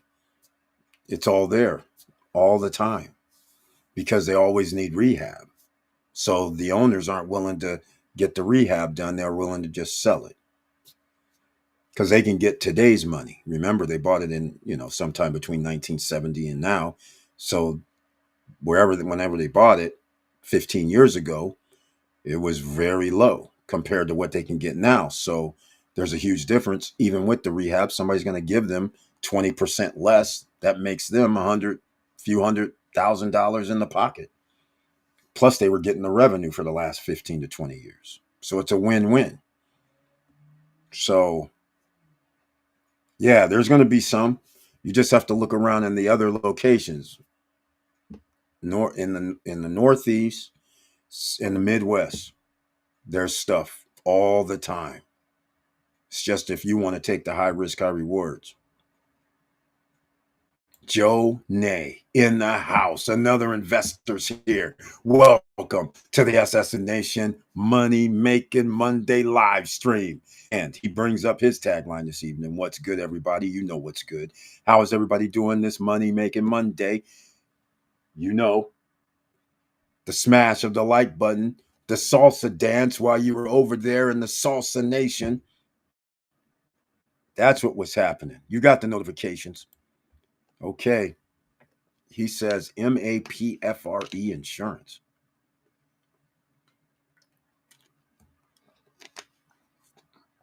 But they're not the only insurance company that has a mileage controls.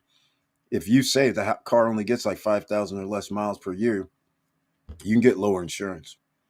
Well, actually, I shouldn't say that because I haven't never switched. Actually, I don't know that anymore. The my company hasn't done anything crazy. I got a AAA, by the way, and it's cheap as hell. Full cheap as hell. We're talking about cars that are 8, 9, 10 years old, full coverage, including collision and everything. And it's only like $100 a month. It might have to do with age and no infractions, no driver issues, no accidents, and all that may come. But it's also because it's under 5,000 miles a year. So all the cars. When you have two cars, it's easy, right? Because one car you're gonna drive both of them. So if you're at home and pretty much can go up the street, do whatever you need to do, you're not going too far. I'm not doing road trips. Bryson, I had a house in Fayetteville when I was stationed at Fort Bragg and sold it when I left there. It ended up being one of the biggest mistakes in my life. Tell me about it. Keep it and rent forever. Yeah, post retirement travel. He's leaning towards what I'm leaning towards. There's no way at this point. It doesn't make any sense. You got a 3% note. You got 700 a month, even with the headaches. I'll rock with the headaches because I got 245, which is good because if there is something that happens, there's a good and a bad. If something happens, I don't have the money, which I should have the money. You should have under management control. You should put aside. If you have 700 and you don't need the money, you should probably. And my advice is, you would, let's just call 700. I would do some variation, 500 or 400. Either way, whatever way you want to break it down. I need a couple hundred for investments into getting passive income on top of that, and I need money for rehab if you don't need the money. So you would keep, like, let's say $400 a month in the rehab fund, 200, 250, whatever it is, passive income coming in. So that's where people are. You hear people go, I have bonds, right? Because they go, well, I can buy bonds and I can get 4%. Lightweight, it's guaranteed by the government, right?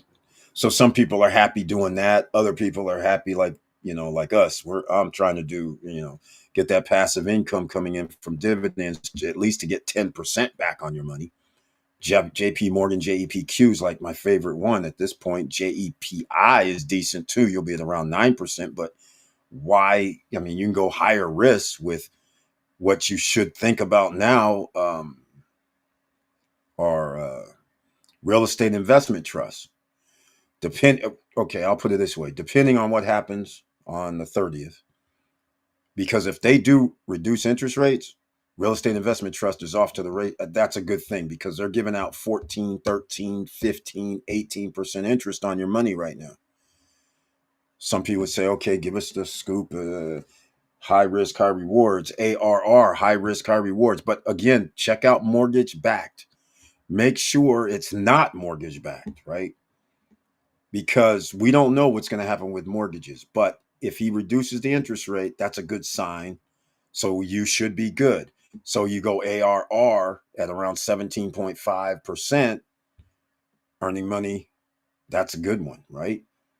You go ORC, which is around 15 to 16% annual return. The reason why is their stock price, when they start reducing interest rates, stock prices for REITs start going up because there's so much activity. Buying, selling, buying, selling. It's a good thing.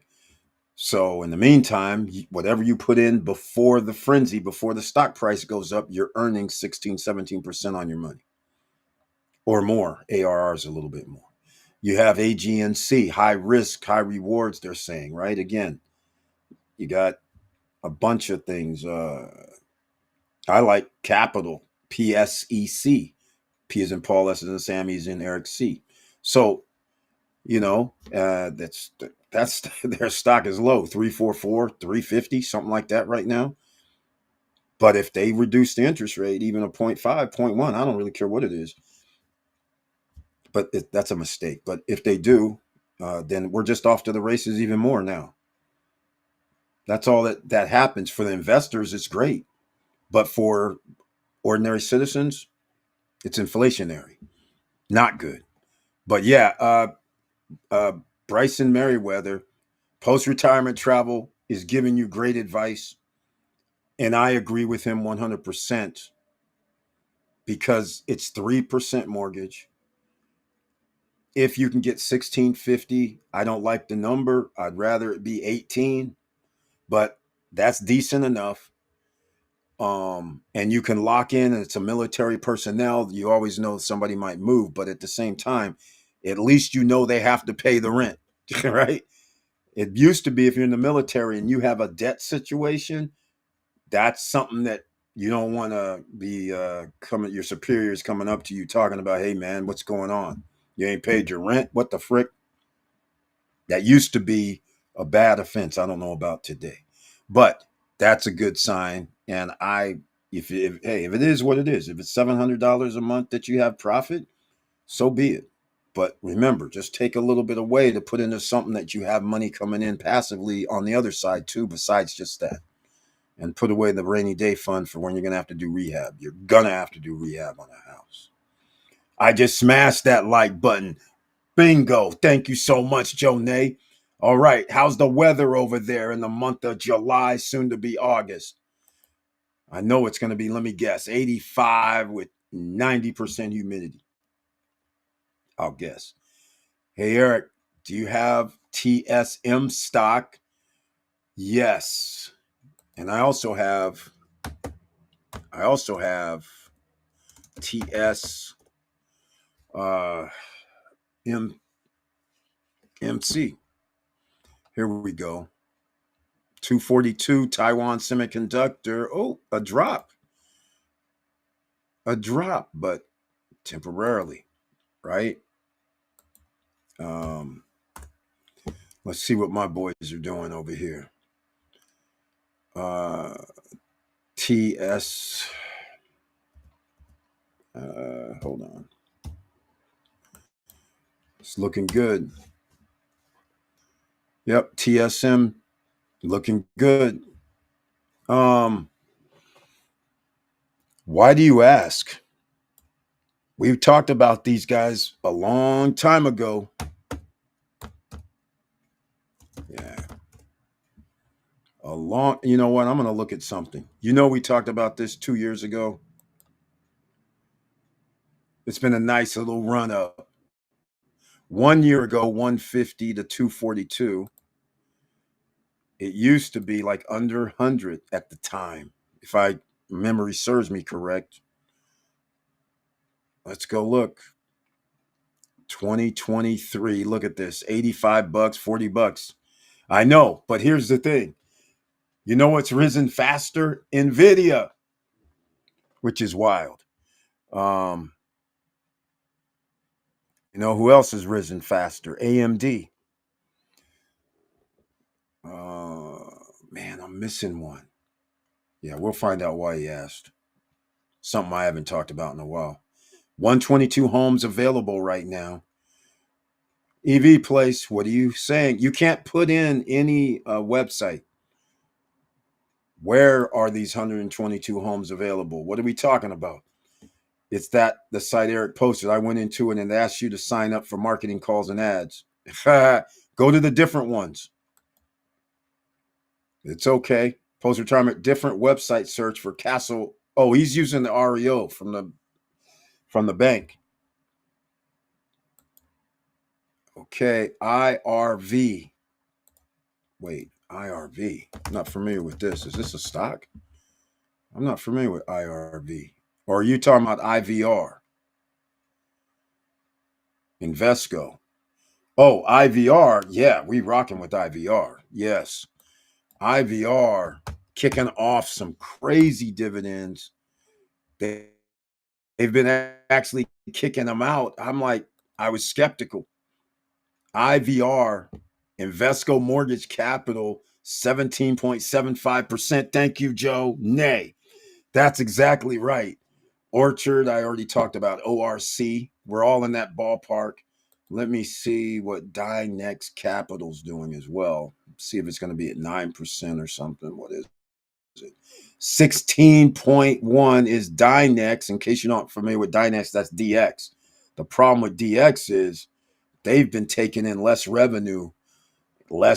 So I'm not a big fan, even though they're giving out this nice dividend. But again, these are mortgage backed DXs, IVR. So you got to be careful. But do you really have to be careful when you know the interest rates are going to be messed with in the next 6 months to come down? Um, yeah. So you guys do your own research, study up. That's what it is. Okay, let's go. List of homes available without signing in. Castle. Oh, he's talking about Castle Rock, right? Castle Rock. REO. White Plains, New York. So there you go. Castle Rock REO is what he's referring to, I believe, right? Properties. Here, you know what? I'll put a link in. Yeah, in fact, look at this. Ohio. That's funny. $64,900. One bedroom, one bath. See? Told you. Told you guys. I do this thing. 64,900. 3196 North Main Street, Rock Creek. 3 bedroom, one bath, 1,700 square feet. There you go. 49,900 Bridgeport, Alabama. 3 bedroom, two bath, 1,398 square feet. 49,900 coming soon. A condo in Lawton, Oklahoma. 3 bedroom, two bath, 64,900. Some of you are going, where? What? Huh? Well, ladies and gentlemen, this is where you get into the big boys. This is where real estate, you know what? Real estate investment owned by banks or whoever. This has always been the hidden thing, right? It's not really hidden. It's just that they go buy a home on the open market, but they don't go look to buy a home at the bank. The bank's holding homes and people don't go. You qualify for the loan anyhow. Why don't you get the bank's list? Go see your banker, ladies and gentlemen. You know what? We used to talk about this 5 years ago. I used to tell 4 or 5 years ago, because I'm JP Morgan guy. And I used to tell people, hey, if you got money at JP Morgan, you have your own personal account when you have 100,000 or some things like that. So I was like, and even if you don't, you need to know who your bankers are. You need to go in, even though decisions may not be made by the first guy, but there's a banker like a JP Morgan, a Bank of America, which I don't recommend, Wells Fargo, which I don't recommend, right? They have it when you have a certain amount in your bank account, then they'll say, oh, yeah, this guy, okay, he must be doing something. So you need to talk to them. If you're an investor, you say, hey, I'm an investor. I'm looking for something. Do you guys, what do you do with your banks, with repossessed housing? What's the situation? Who do I need to talk to? And every time you come in the bank, I'm here to make a deposit or something. I know electronically you can do it, but it's always good showing up at the bank and going, hey, man, hey, what's up? Just for starters. But then again, you can go online too. But I'm just saying, it helps. I'm going to give you an example. How about this, right? I'm going to be in the oil business, right? In case you guys have just now joined me, I'm going to be in the oil business, I believe. I'm like 75% there. I will know probably by the end of the week or next Monday night if I'm officially in the oil business, because there's it's crazy what I've these guys have entrusted me with. And now I'm looking for gas stations in case anybody's selling them, anybody knows one's for sale. In fact, if there's one shut down, it just can't be it can't be Cali, can't be on the West Coast. It has to be Colorado and East Coast. From Colorado to the East Coast. It cannot be west of Colorado. Just put it that way. All right. Or it could be if it's shut down, but the reason why is because of regulations and all that. It's a big ass headache. So it's easier to go actually it's easier to go east of the Mississippi. All right. But if anybody knows of anyone that's shut down, send me address support at stopstrugglingnow.com. I am going to be in the oil business. Let's just put it that way. Send me where it is. I need to find it. Anybody has one for sale, let me know. All right. Let's start that ball rolling. I might have to throw down a video on that. AGNC by Brian P. That's it exactly. He's got ANGC, but I think he's talking about AGNC exactly. In fact, you know what? Why am I hiding it? Here you go, ladies and gentlemen. Let me just put this on screen. Why, time to time, we just put it on screen. Wait, where is it? Let's go. Here's what we're talking about. This is Castle Rock REOs. You guys can see it. No hiding. 54-9 Muskogee, Oklahoma. 3-bedroom, 2-bath, 1,800 square feet. Natchez, Mississippi. Oh, wow. I'm not hanging. 99,000, 2,500 square feet. 3 beds, 3 baths. Coming soon. We have a coming soon list. Florida.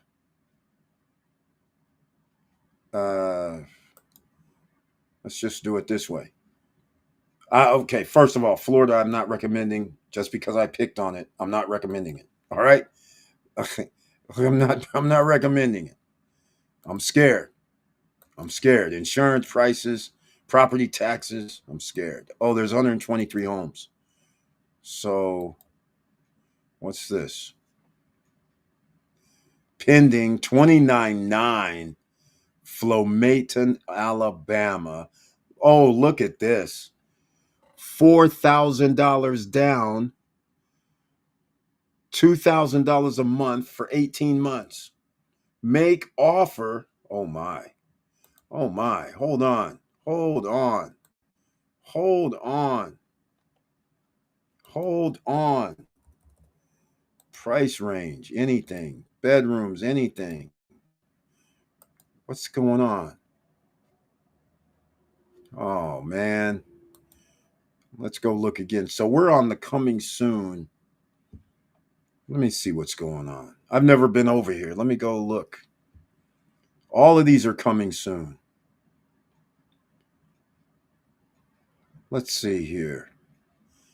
Just listed. Okay, hold on. Is there any? Oh, wait. This is not coming soon. Cash price 27.9 for Tennessee. Reeves, Tennessee. Never been there. Harrisburg, Illinois. 22.9. Look at this. This is what he's saying. See, here's the thing that a lot of people don't understand. So, some of you may have $28,000, some of you may not. But there's something to be said if you did, because a lot of people would say, I'm going to go buy this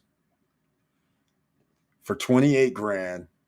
I live in a house that needs rehab, and now I don't have to spend 2,000 a month, 3,000 a month or anything. And all the money I'm saving, I can invest it. That's why people do this. Just think 1 year or 2 years. It doesn't take long if you can invest 1,000 or 1,500 or $2,000 a month, right? Um, that's crazy. So make offer is also crazy. Oh, not really crazy. No, that's not what I wanted to see. Notice this right here. Cash price 22.9. Owner finance at 30,000. Down payment 10%, 3,000. Finance 27, payment 1,500 a month, and you got an 18-month payment. Damn, that's cheap. 3 bedrooms, 1 bath in Harrisburg, Illinois. This gives you guys something to look at. Thank you, EV Place, an investor, because yeah, look, New Mexico 99,000. These are some cash prices here. 89,000 Gonzales, Texas. They're in the Midwest, it looks like. Southeast Midwest, where you can buy cheap properties, right? 199,000 cash price in Georgia, Rossville. Coming soon here, financing. This looks interesting. For the finance options, what's the rate? It goes up 8 grand for 2 years. That's hefty. Owner financing available. That's great. Maybe, I don't know. You have to do your own homework. Okay, did I put it down in the chat room for everybody? Castle Rock? I'll do it again. I think I did, but I'll do it again. Okay. Wait. Post retirement, you didn't have. Damn, missed that one. In 2 months, TSM went over 100. Can't win them all. Nope, can't win them all. I thought you had a little kibbles and bits in the TSM, and you kept a little in there from 2 years ago. Talk about 2 years ago. Remember when Nvidia was like $40? I wasn't in then either. That's the one I couldn't win. I should have been in then, and why we weren't in. I wasn't in. Crazy stuff. But hey, we can't win them all, like you said. But hey, we're winning them. We're winning some. I was thinking about picking some up post retirement. Brian P. TSM. Hey, post retirement from Brian P. Do you have XRP crypto? Yes. I mean, I'm hoping he does. Here you go, everybody that's on the other platforms. I put it on screen so you can see it. CastleRockREO.com/properties takes you to most Midwest and Northeast locations. Like I said, you're going to find it in the Midwest. I told you a lot of stuff. Ohio, well, Midwest isn't New Mexico and Texas, but Mississippi either, but still, you're going to find them in those areas. High risk, high rewards areas. The reason I say that is because rain, tornadoes, hurricanes. That's why I generally don't invest. That's why I have a problem when I do stuff in Indiana, Ohio, and things like that. It's just that it snows and stuff. There's wear and tear, so it depends. That's why you have to make sure about your roofing and your materials. I like brick buildings. That's all I can say. When I do investments in any of them high risk locations. Told you. Yep, there you go. Keep in mind the price is still negotiable. I went down 3K from 40K. There you go. It's an REO. Thank you for mentioning that. I guess I just take it for granted. People don't realize these REOs are there for making offers. So whenever a bank has an REO, just because they say it's 500 grand doesn't mean it's 500 grand. They will take less. They're just going, well, if somebody gives me 500 grand, they'll go down. So make an offer less. Do not go with whatever they say. So I love it that they actually put make offer on the screen. That's pretty cool. Okay. Hey, Eric, I need to buy a gas station, so we do business. Hey,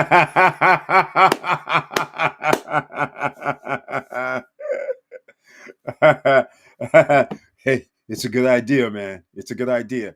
Again, let me explain some things about the gas station business. There's levels, right? The oil business obviously has levels because everybody knows gas pumps. Everybody knows they usually have a store and sell things inside. Well, because there's levels, remember, somebody's got to be a landlord unless you own the whole thing. Generally, what happens is somebody will say, I'm selling my business. They'll have a gas station. They say, I'm selling my business. What they mean by that is they're the operator, right? They pay a monthly mortgage or rent.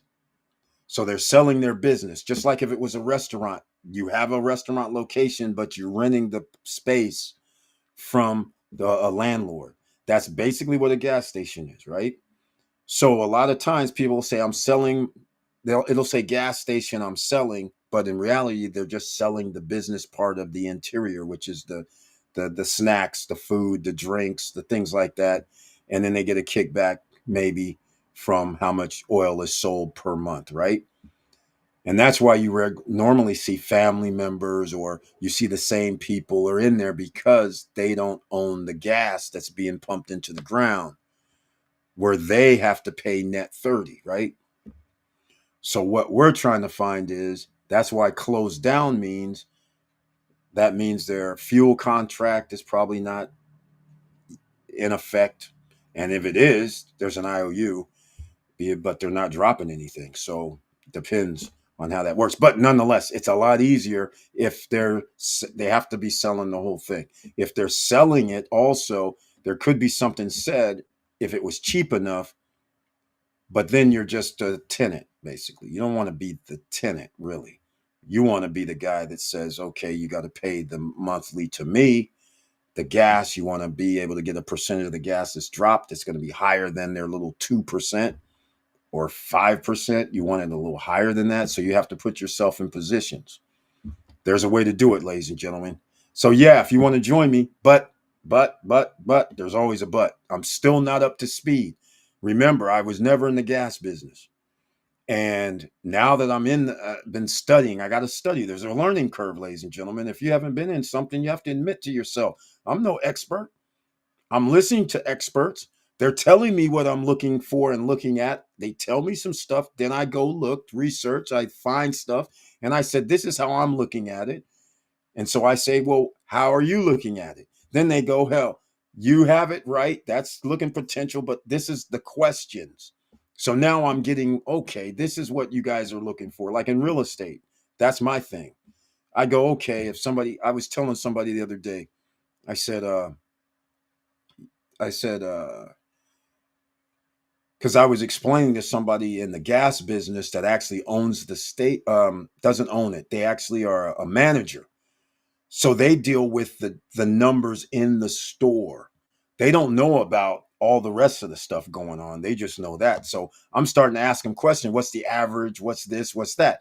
They're like, I don't know. I said, what do you mean? You do the numbers. They're like, I don't know. I don't know the numbers.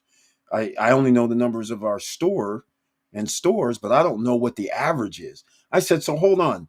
So for instance, I'm in real estate, so I know if a guy says I'm selling a apartment complex for $5 million, and then he says something crazy like we make I have a NOI of $3,700,000.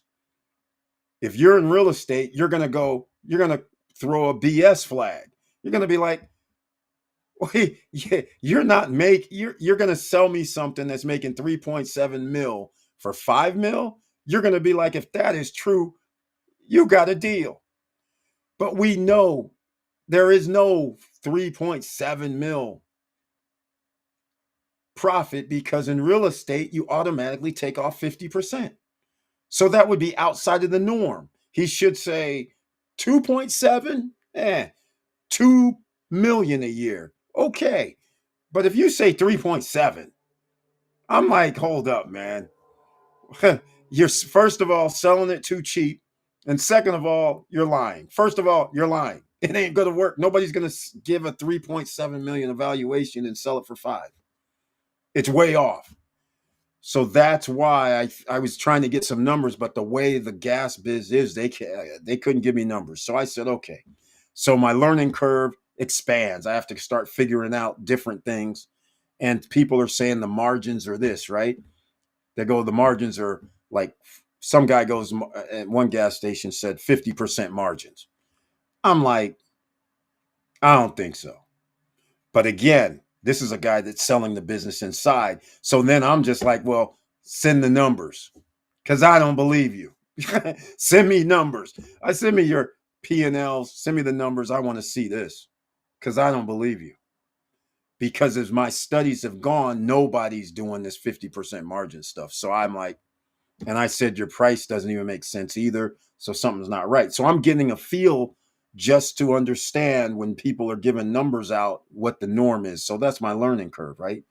The guys don't have a number. For me, I like knowing when, so I just eliminate even dealing with people, right? I say, okay, if a guy's got a $5 million selling me something, an apartment complex for 5 and it gets 3.7 mil, after everything's paid, and that, obviously I'm buying it.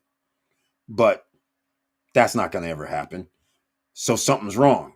But I'm going to go, hey, send me your P&Ls. I want to see this. Don't let it be that. And then you automatically buy it, right? But you're going to find out it's not going to be that because that would be stupid. So it's the same thing. I want to eliminate what I'm going to be looking at. Just like, I'll put it a different way. A $5 million complex is what it costs to buy. And a guy says, I only made $100,000 this year. You're going to be like, no, you're not buying it. That's stupid. That's not even, you're not getting any money back. Why would you? It's $100,000 is all it's making. $200,000, not buying it. 300,000, not buying it. The loan on a 500 on 5 million, even if you put down 20%, right? You're still 4 mil. Let's say we put down a mil. 4 mil is left. Is somebody going to give you a loan for 5%? Interest only? Because that means you have to make 200,000 just to break even on your interest only note. So therefore, if somebody says I want 5 mil and it only makes $250,000 a year profit, you're like, no, makes no sense. If somebody said a mil, now okay, well, let's see, let's check this out if this is even worthy. But so what if you make 500,000? Is that going to be worthy? Could be, if the numbers are right. Right? Somebody might say, okay, I might do that deal. Me, I need more. I need more. And the only way you're going to get more is there's going to have to be a problem. But all right, Brian P., I'm with you. If you want to be down, because I know you do like doing investments, thank you, EV Place. We can make it happen. In fact, that's the whole thing.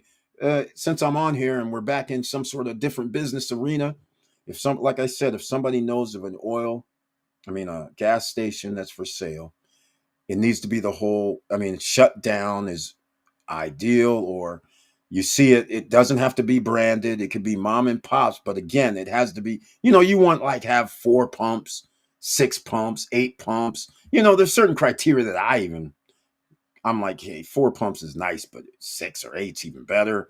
And you've got to have the store. You got to be able to make that extra money inside the store. So you got to have, if you have lottery is good. But again, all this you can get in anyhow. But, the lottery, the games and all this stuff you can have. And then, you're going to have the beer and wine and all. You can have the coolers by the beer companies inserted, but they have them already. So as long as they're operating, have all that stuff, then we're good. Doesn't have to be branded even, but it does have to be on a freaking location that has some traffic, right? Just like any other real estate. Just keep that in mind. But we got a lot of different things going on. It's going to be very, very interesting this next ride. You guys know how I always say, another lifetime is about to begin. It's going to be awesome. I always wanted to be in the oil business too, by the way. I keep saying this. I always wanted to. That was I finally got my fourth thing that I ever wanted to do in my lifetime for when I did business. And it was just by accident, completely by accident, because of a friend bringing this guy to our lunch, and turns out he's like, yeah, it was crazy. All right, you're welcome for that. Exactly. Thank you again, EV Place, for that hookup for the Castle Rock REO, because they're unknown. It looks like they do a lot of Midwest and Southeast. But again, just be cautioned in the Midwest, Southeast. Like I said, insurance matters, because of the tornadoes. That's why when I see Oklahoma and, you know, these kind of places, it's Kansas and Texas and Mississippi, you know what's coming. Hurricanes, tornadoes is in those zones. So I'm very careful, but to each his own. Brian P. Speaking of XRP from EV Place, get Gemini card and earn up to 4% cash back in your favorite crypto. 200 bonus if you spend 3K in 3 months. That's not bad. Okay, I have derivatives of XRP. Quite frankly, I was just like, well, since they're already on the stock exchanges, I'll just do it that way instead of putting it on the freaking going through the wallet and having Coinbase or whoever else go do it. So just letting you guys know, I took the derivative route lately. EV Place, in my perspective, there is no point renting if you have to spend more for rent another house. Home line equity, if you need it, different story, right? Yeah, in the case of Bryce, um, and Bryson's, uh, I'm agreeing with post retirement travel because his loan is 3%. He's going to get the appreciation of the property and the rental coming in. He also has the appreciation of the property already.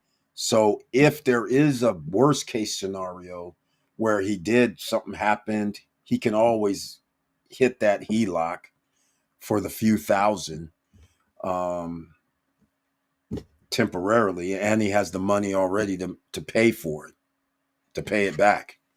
So it works out both ways. He gets to improve his property for free.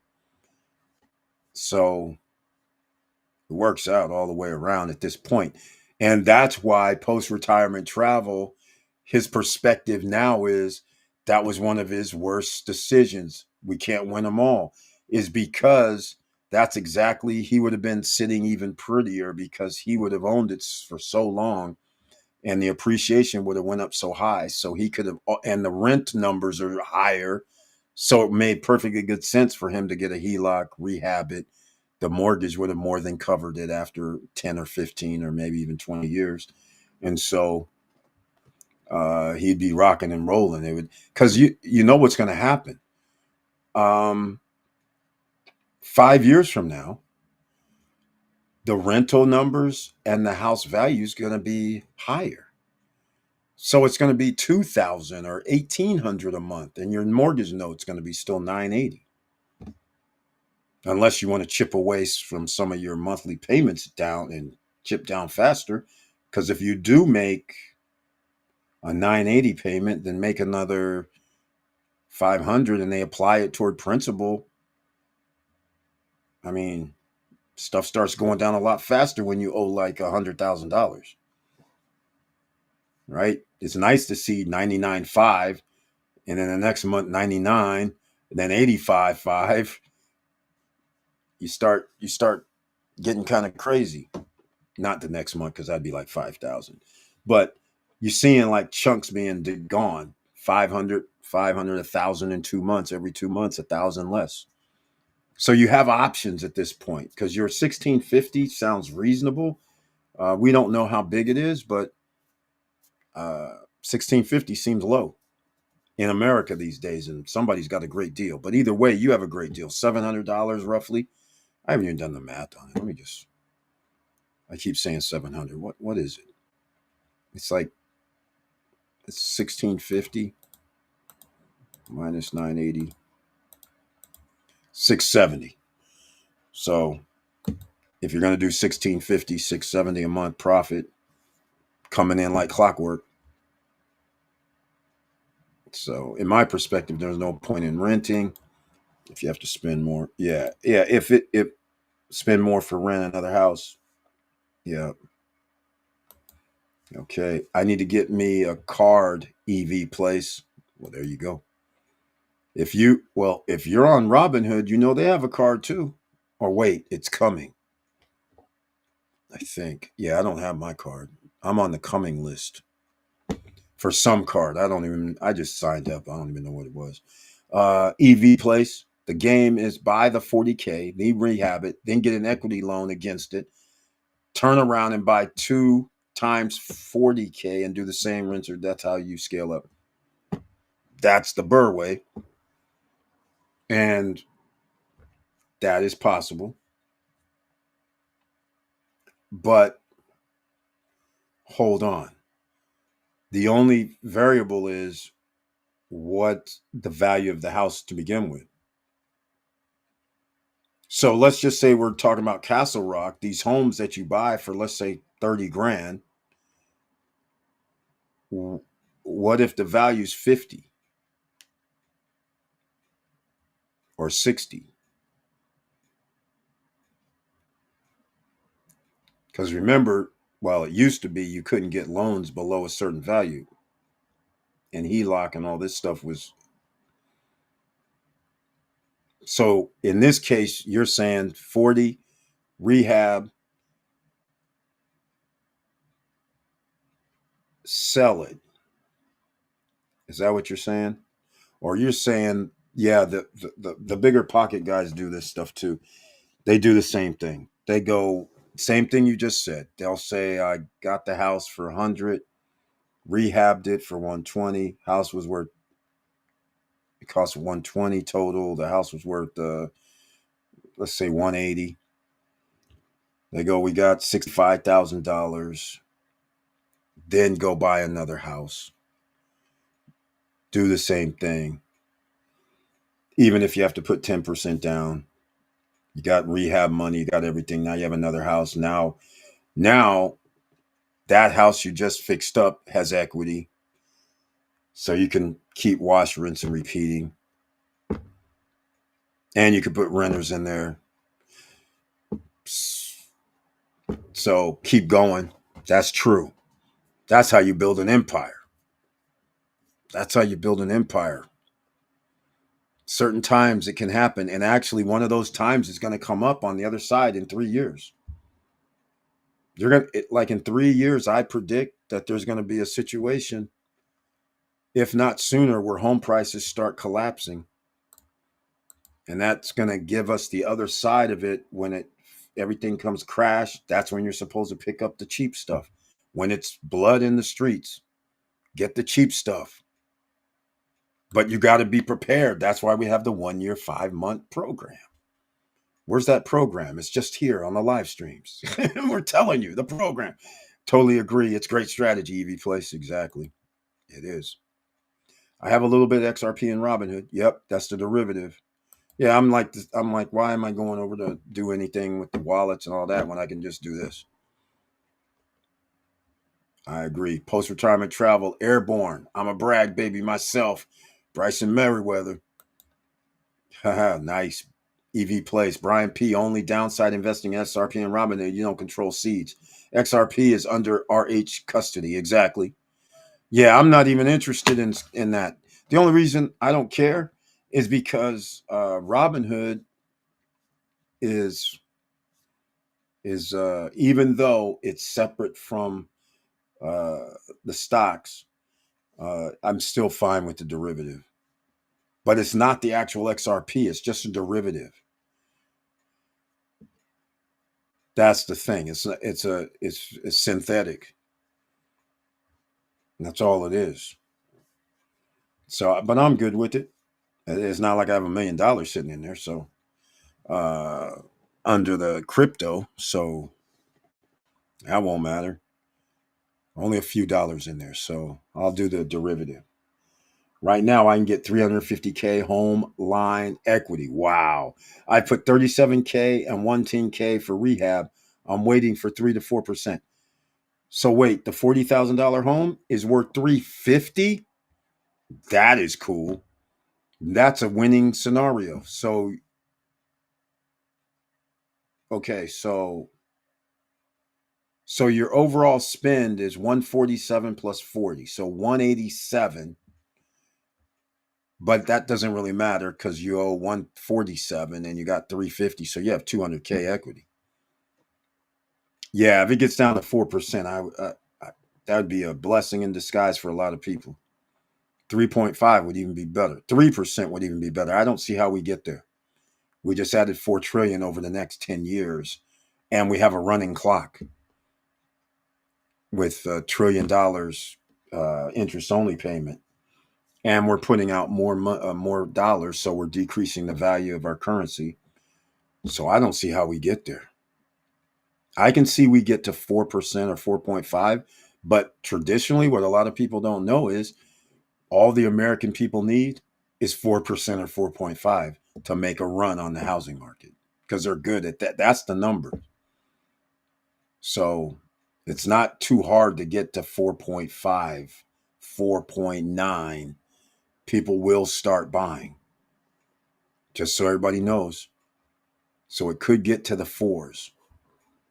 That also means a HELOC could be in the fours. Yeah, it could be. Four. Yeah, HELOC could be. And it's going to depend on the bonds and on the bond rate, which actually could take a dump. Man, this could be crazy. Like I said, this could be an investor's dream that's coming up. But the people who aren't investing, you're going to be screwed. All right. EV place, the strategy is doable if you start with big cash capital for the rehabs, especially on the first property. Exactly. May not need as much for second and third. Yeah. And exactly. He just did exactly that. He spent 110, but 110, but we don't know the sequence. He spent 40 grand. The house must have been worth 100 and something at least at that point, or 150 or something, or 170 in order to get to 350 pretty quick. So he was able to buy the house, then it sounds like he bought the house and was able to get 110 HELOC. And then he uh he got another 37 because after he did the rehab, then the value increased to the normal home values in the area. So that was a win-win. That's what I that's the idea right there. That's the perfect one you want. You don't want what's happening right now unless the house is valued. Like all them houses at Castle Rock that they're selling, let's say for 30 grand that we just saw.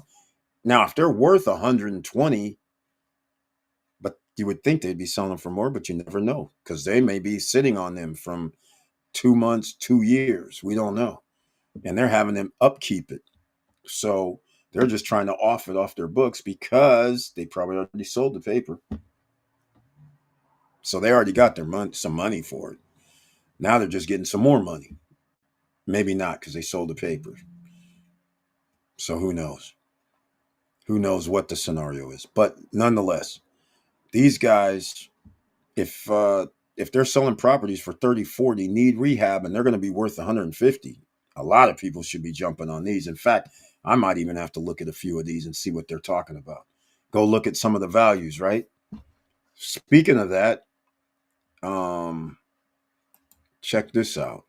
Since we're here, since we're here, in case you just joined us, welcome to the SSN Nation. And this is everybody on podcasts. What's up? You can't see the page, but you can go to castlerockreo.com. And I'll use this house right. No, no, no, no. Oh, nice one. Nice one. Here we go. Owner finance price 25,000. Let's go look at 109 Maple. Looks like it has some yard to it. We don't know. But you know what? I'm going to leave it on this screen. We're going to go look. All right. Can we go look? Yeah, we're going to go look. While it's doing their thing, we'll let it do its thing because I'm going to be on a little hold for a second. Oh, it went already. Hold on. I just wanted to go on hold for a second here because I know I always have a delay. It already switched over. Here we go. 109 West Maple. Oh, sorry. I didn't mean. Oh, here it is. Zillow. It says $17,900. Huh. Built in 1920. That is a problem. Oh, wow. Oh, they just left. They just left. Whoever it is, they just left. It looks like there had some sort of rehab over 100 years. He did something, add on. It's gonna be you see that easy right here. A 3/4 lot, 1920. There's no Zestimate. This is updated July 26. Okay. Are they going to give us anything here? Oh, Zillow's playing around. Are they seriously playing around? Come on. They can't be playing around. Where's the stats? They're not. Closure. Oh, hold on. All right. We're going to have to get those now. Let's go. That's what I'm looking for. I'm looking for other homes.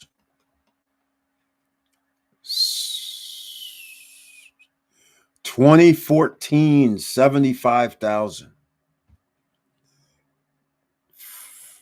Wait, what's this? May 30th, 20 sold. Property taxes, $600. Okay. All right. No, we're still not there. Come on, Zillow. What happened? Oh, here we go. This is what we're looking for right here, ladies and gentlemen. Here we go. This is what we need to know. 119, two doors over. 202. Oh, hold on. We might have potential. Might have something interesting here, ladies and gentlemen. I don't know what's going on, but we have something. Something tells me it wasn't built in 1920, though. Okay. Oh, this is a 2-bedroom, 1 bath. Built in 1930. Wait a minute. This cannot 100,000 2-bedroom bath. Is that oh,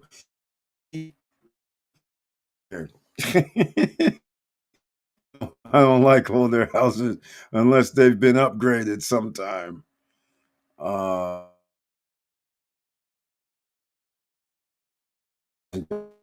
just opportunity knocks. They have homes and there's another one for 200, which is insane. That's cool as hell. All right. Wow. EV Place giving people something that could be awesome. My God. And buy these things and have monthly income coming in and paying for the rehab on other people's dime. Good God Almighty, at this price point. Hell, that strategy is doable. Start with the capital for the rehabs. Exactly. Congratulations, EV Place. Exactly. It starts. Imagine the guy doing the 40,000 investment, getting a $350,000 home after spending the total of 177, somewhere in that ballpark. 1,800 square feet, 4 bedroom, 36 by 24, detached garage on 1 acre. Wow. Wow. That's why acreage matters and rehab matters. That is great. You are welcome.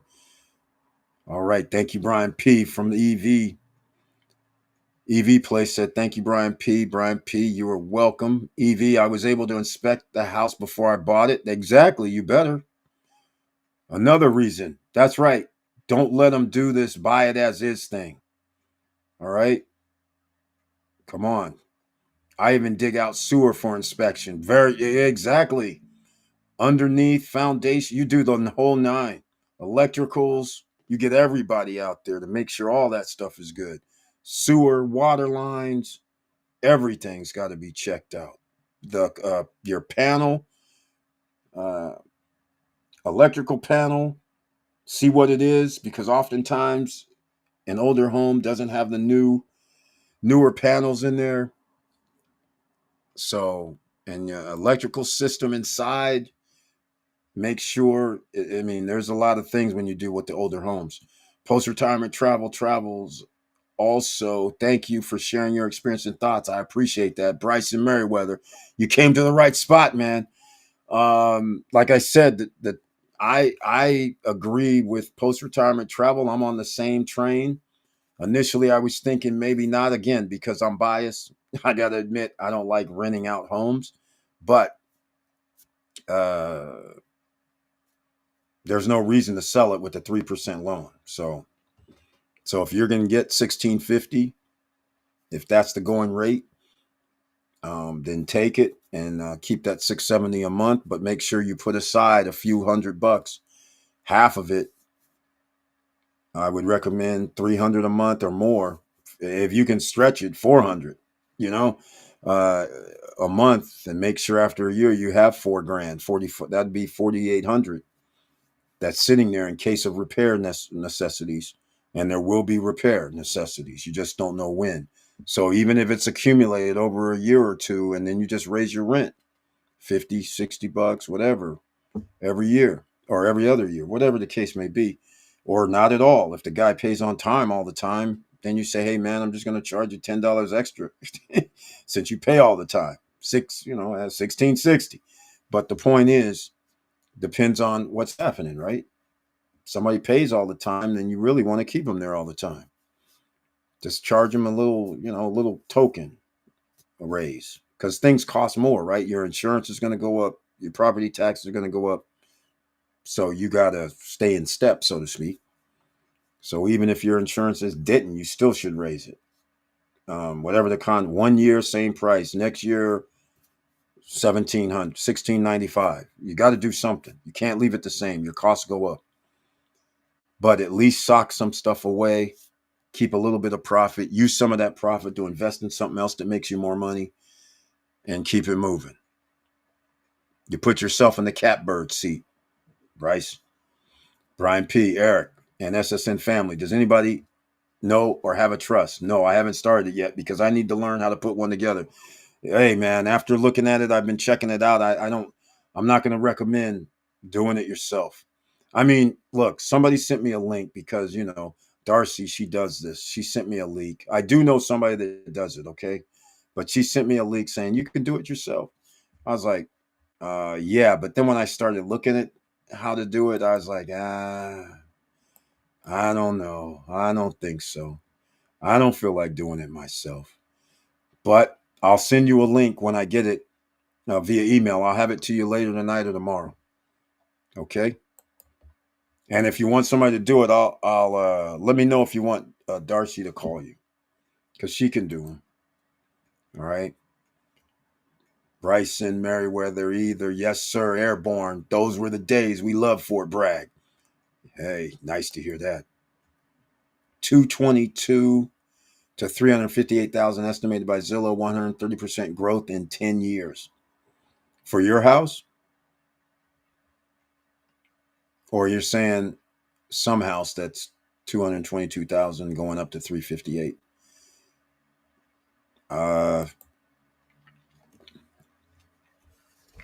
I got to get a drink. Home prices are going to go up when the federal rate comes down and mortgage rates come down. It's inevitable. No way around it.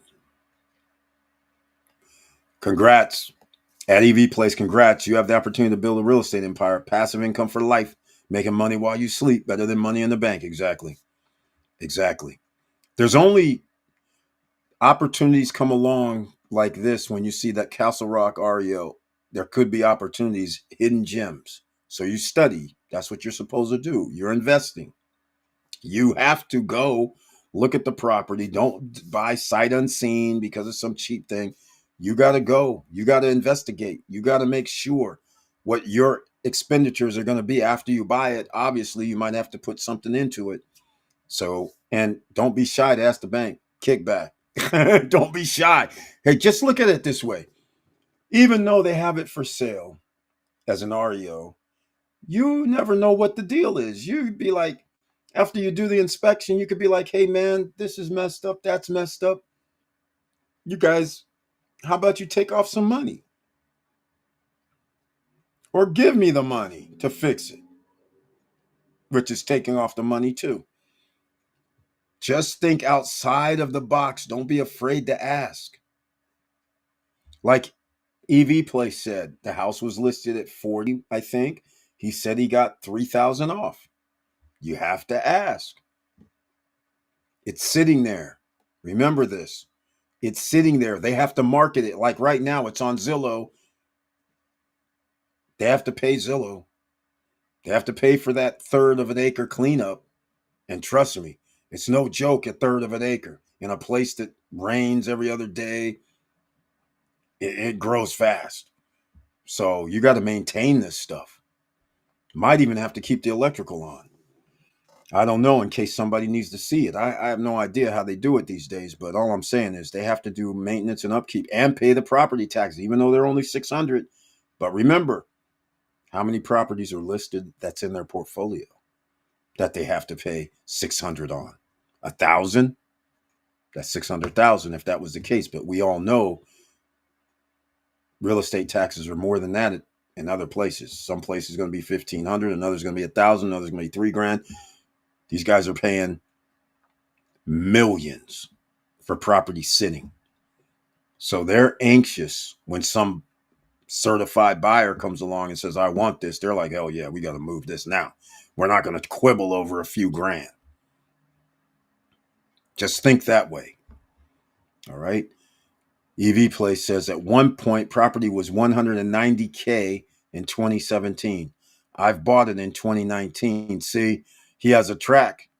190. He buys something for 40. He knows it can't be below 190 if he already knew it was 2017 was 190. He buys it in 2019. He's already won. Because just a little, he could have actually flipped it for smaller, but why flip for smaller when you have other options that if you guys have been paying attention, post-retirement travel is mentioned. 40 grand. He and then EV Place said 110 for rehab, let's say. He locked. So I'm assuming he bought it for 40, which is, or 37 or 40, I don't know. But either way, if it was worth 190, then that means as soon as he bought it, he could have just got a HELOC to fix it up. I'm pretty sure somebody would have given him a loan for, I mean, yeah, my house is 40. Can I get a loan for 100? Can I get a HELOC for 100? Well, you just bought it. Yeah, but the house is worth 200. I think they'll waive anything. They'll give him the loan. I don't know. EV Place has never said that the 110 was it a loan or not? Was it an immediate HELOC to do the rehab? So he never mentioned that yet. I don't know if he wants to say or not, but that's the $1 million question, right? Thanks. I'm trying. Oh man, you're doing more than trying, EV Place. You're making it happen. You've already done the damn thing. You put yourself in position. You're in position already. This is one of the things that I tell people about. Instead of buying a house, buy an asset. And here's the reason why. The same thing, because we're talking about Castle Rock and you can actually see 30 grand homes, 40 grand homes, 50 grand homes, and all that. You can easily see you go out here and buy a house, you would put down 10 to 20%. The home is 400 grand. 40 grand you would have to put down for a house or more. Now, because you found Castle Rock REO, banks also have this, but nonetheless, you could find homes for your down payment and the home is free and clear. And then you do your homework, just like the one we did in Kansas. You could see that a block over, there's homes selling for 200 grand or valued at 200 grand, 190, 200 grand. So therefore, there's something in that area that dictates you need to find out. That would be your research. You should be going, oh, hell yeah, I'll take that for 27. Well, how much is it going to cost me to fix this place up? It looks bad in the picture, which I love because they left all the stuff all jacked up, making it look like it's effed up. But then you get some guy to go out there, pay him, check it out. He says, oh, nah, man, everything is good. Somebody did some rehab. The roof is good. This is good. The sewer is good. The electrical panel, yeah, it might have to be some upgrades there, but how much? Only about 1,000 or 500. Okay, then you get all this stuff, and it may not be as bad as it looks, which is the best thing ever. I always love when people left garbage on the lawn or left stuff in the house because bidders would be like, I don't want that. That's it. Looks, but you know already you've already had somebody come check it out or get some records. There's all kind of tricks. And then you know there's nothing wrong with the house at all, but it doesn't look that way, and everybody doesn't do their due diligence. And I'm referring to an actual foreclosure sale. But nonetheless, very good. See, he knew his homework before he started because you make money before you buy real estate. That's what you do, right? You make money before you buy real estate. It's not after. You know your profit before you buy it. That's the key. But I always tell the young guys, buy something, you're going to buy a property that's going to give you checks. Because here's normally what happens when you're younger, you're going to rent anyhow. So, and then once you make enough money, you want to buy a house. I say, why buy a house? Why don't you just buy an investment vehicle where people pay you? You still are going to work and you're still going to rent, but at least you started and the home value or property or condo or whatever it is goes up in value. Then you have money coming in. You're going to pay rent anyhow, but the value of the property increases. 2, 3, 4 years later, you have options because now the equity, because you bought it at a foreclosure, REO, some auction of some sort, you have a higher profit margin than if you bought it directly on the open market. And now you have $100,000 equity, then now that unlocks your whole game plan for the rest of your life. You have money coming in for the rest of your life. And now you can make decisions differently than if you actually had a job and then you bought a house and then you're living paycheck to paycheck. That's not the game plan. All right. Yes, your house. My house. Bryson M. It's a 1,700 square foot home, tri-level. Oh my. Nice. Yeah, so yeah, 1,700 a month. That's it. That's a fair market value. I don't know about Fayetteville, but if we're in Cali, that would be well, Cali would be more. But I'm thinking $100. That should be 1,650. Should be the right. Yeah, 1,700 is the right price. It's in that ballpark. Now, of course, we haven't went to Fayetteville to go look and see how much the rent is in your neighborhood. Maybe your neighborhood's 1,900, but if it is, then you're way too low. Then you should be below them and make somebody happy, that's cool. 1800 then, 1795. But you definitely don't want to be 1650 if the 2400s the norm is the number in the neighborhood. You could be missing out on a lot of profit. And it seems like you bought it at the right price. And if it's worth 245, that means to me that same house probably would be renting for 2 G's, right?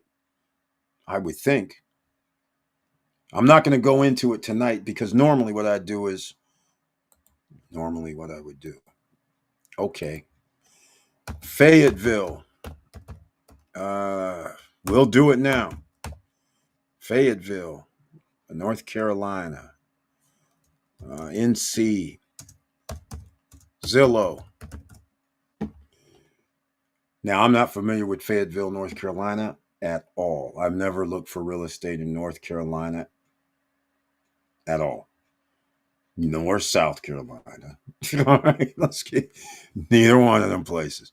All right, I'm putting this in the back burner so you guys can all see this because, again, hopefully this helps other people, right?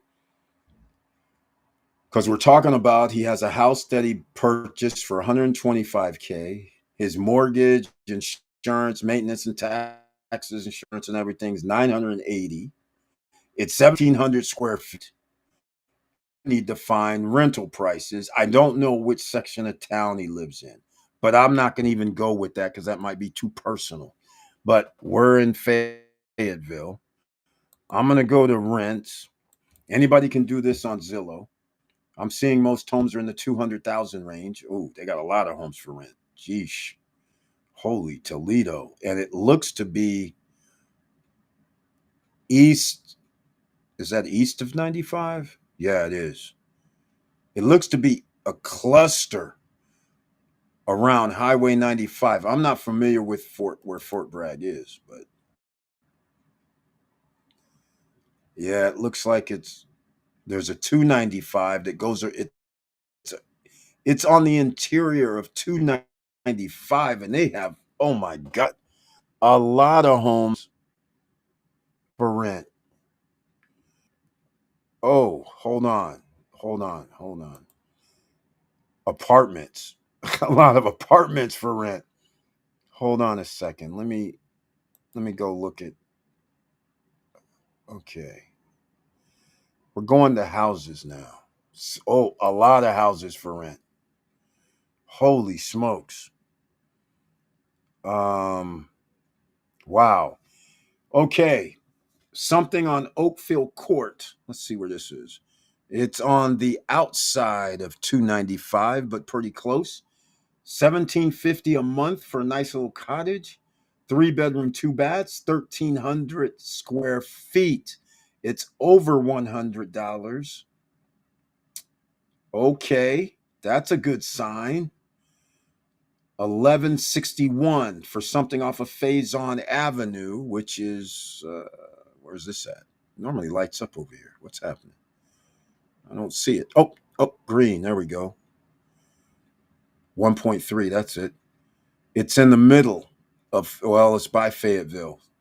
Well, it's all Fayetteville, but it's on the other side of 295 and inside 295. 3 bedroom, 1 bath, 1161 square feet, 1,300.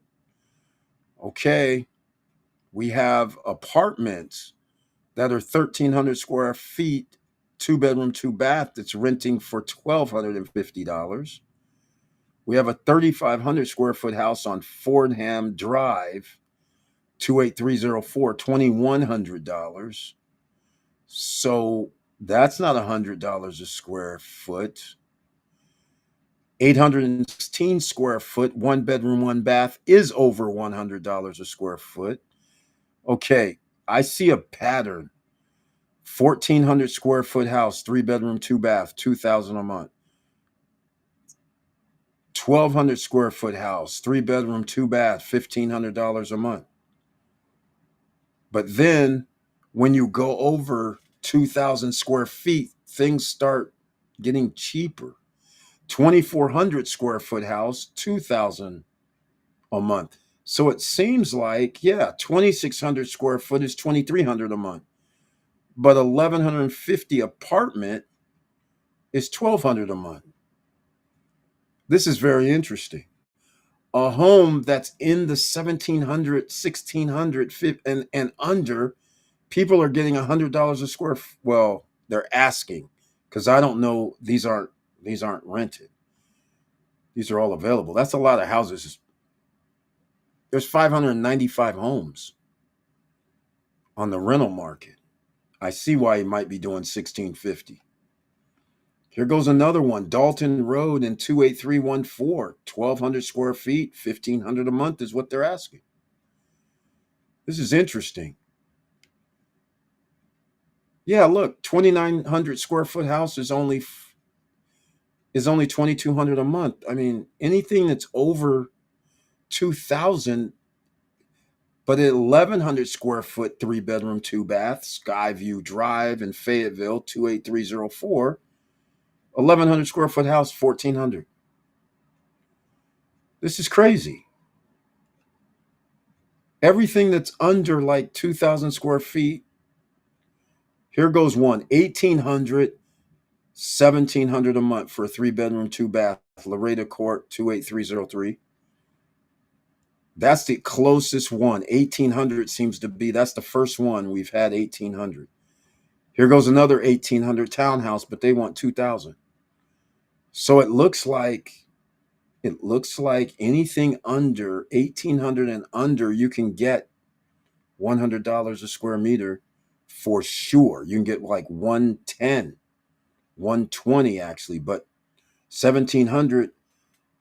He said 1,650.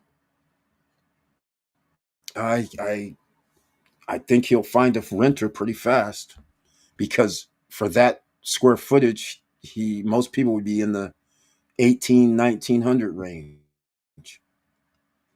So that puts you right there. There's no, in fact, hold on. Let me see if I can do something real quick. I'm using Zillow right now, ladies and gentlemen, just on the rental. I'm going to put in a square footage of 1,500 to 1,750 to narrow this down, because there's way too many. There's 500 homes that's for rent here, or properties between townhomes, and there's only 98 rentals. 1,590 square feet, 3 bedroom, 2 baths, 1,750. 1,571 square feet, 2 bedroom, 2.5 bath, 1,800. 1,560, 1,768 for a manufactured home on 28306 Starling Road. 1,700 for a 1,568 square foot house. A 1,700 square foot house that's 4 bedroom, 2.5 baths, that's on Headwind Drive in Fayetteville, 28306, 1,950. 2-car garage. 1,687 square feet, 1,700.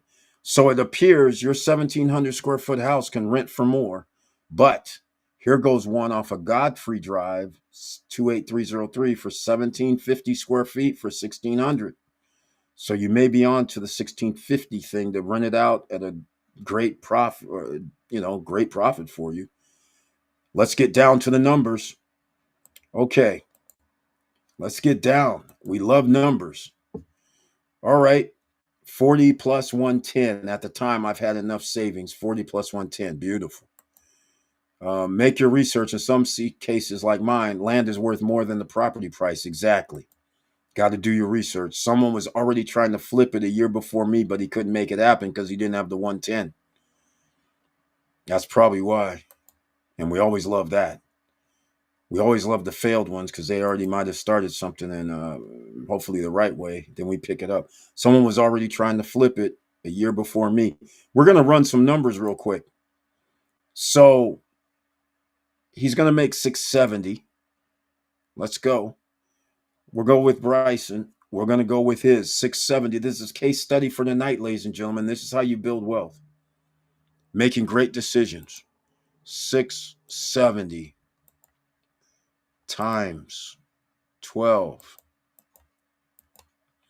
8,040 a year.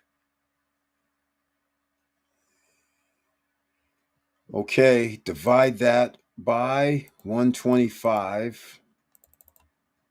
And that's not fair, but that's 6.4%. But here's the question. Here's what people get maybe mixed up with. Some people would say, well, that's only 6.4%, my annual return.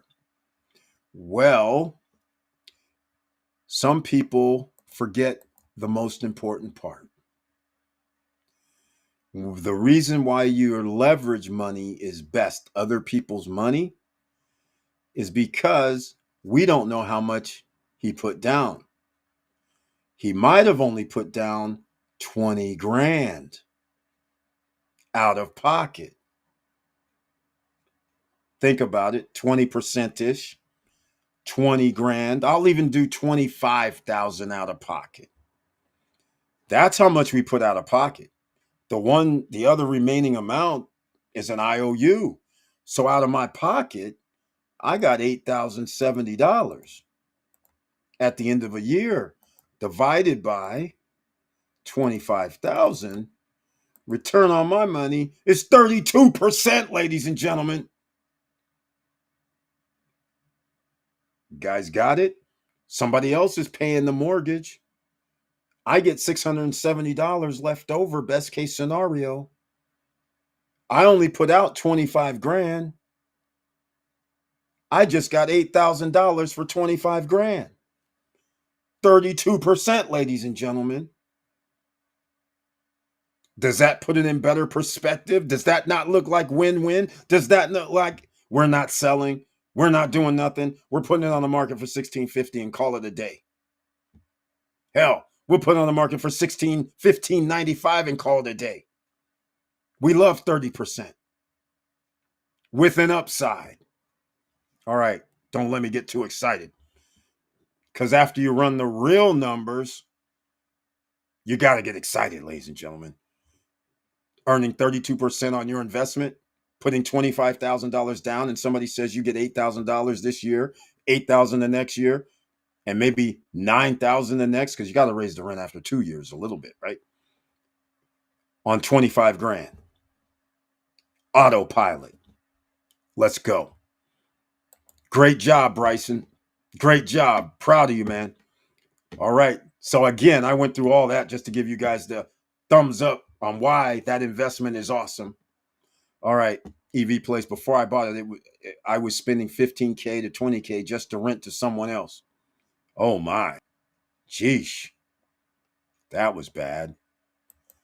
That was very bad. I wouldn't worry about the look of things I can see, like roof, AC, floors, as these are easy to repair and get brand new. True.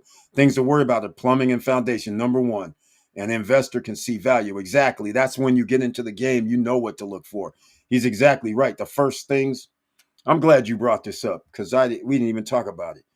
The plumbing part, the sewer part, the electrical parts, in my opinion, those are the things I care about. The roof, I do, and the AC, because AC cost is out of control. The floors, we need to know about because of foundational situations as well. And I look on the walls too for cracks, because if you look at your walls, doorways and things like that, you'll see cracks. That means something moved generally. So then you're going, okay, what's up with the foundation? What kind of foundation is this? And then, depending on if there's crawl space, now you got to check on pillars. You got to check on other things that's underneath the house. If it's a slab, then maybe your slab cracked. Now you got to worry about soil. If there's some reason that it's soil's moving underneath that could possibly have shifted, there's these little things like that it becomes inherent once you invest in property. You don't even think about it. You just go in and you're just like looking, just naturally. That's what happens with me. I just look around and I'm like, okay, there's a crack over there on the corner on the living room wall. The house is only 3 years old. So I immediately go outside and sure enough, crack on the foundation. Now you're like asking questions. It's like, and now I'm not even thinking I want to buy the house, quite frankly.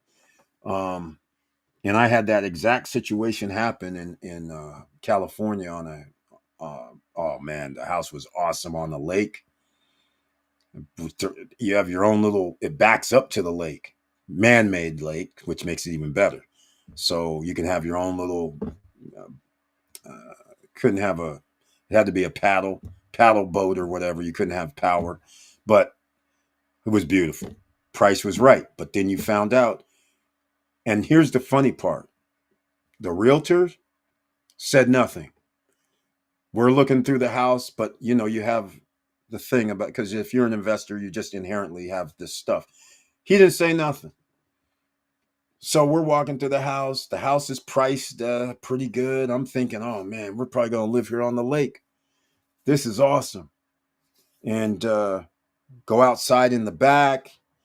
And it's kind of like the way they built the backyard and went to the lake.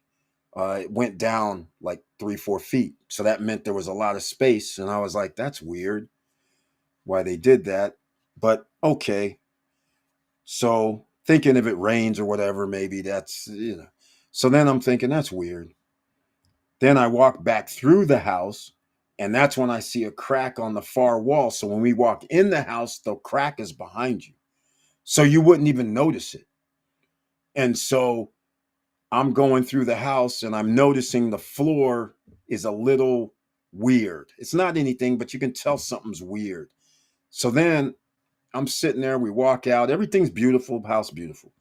But then, like I said, we walk out and I see a little like crack coming down, and I'm like, that's okay.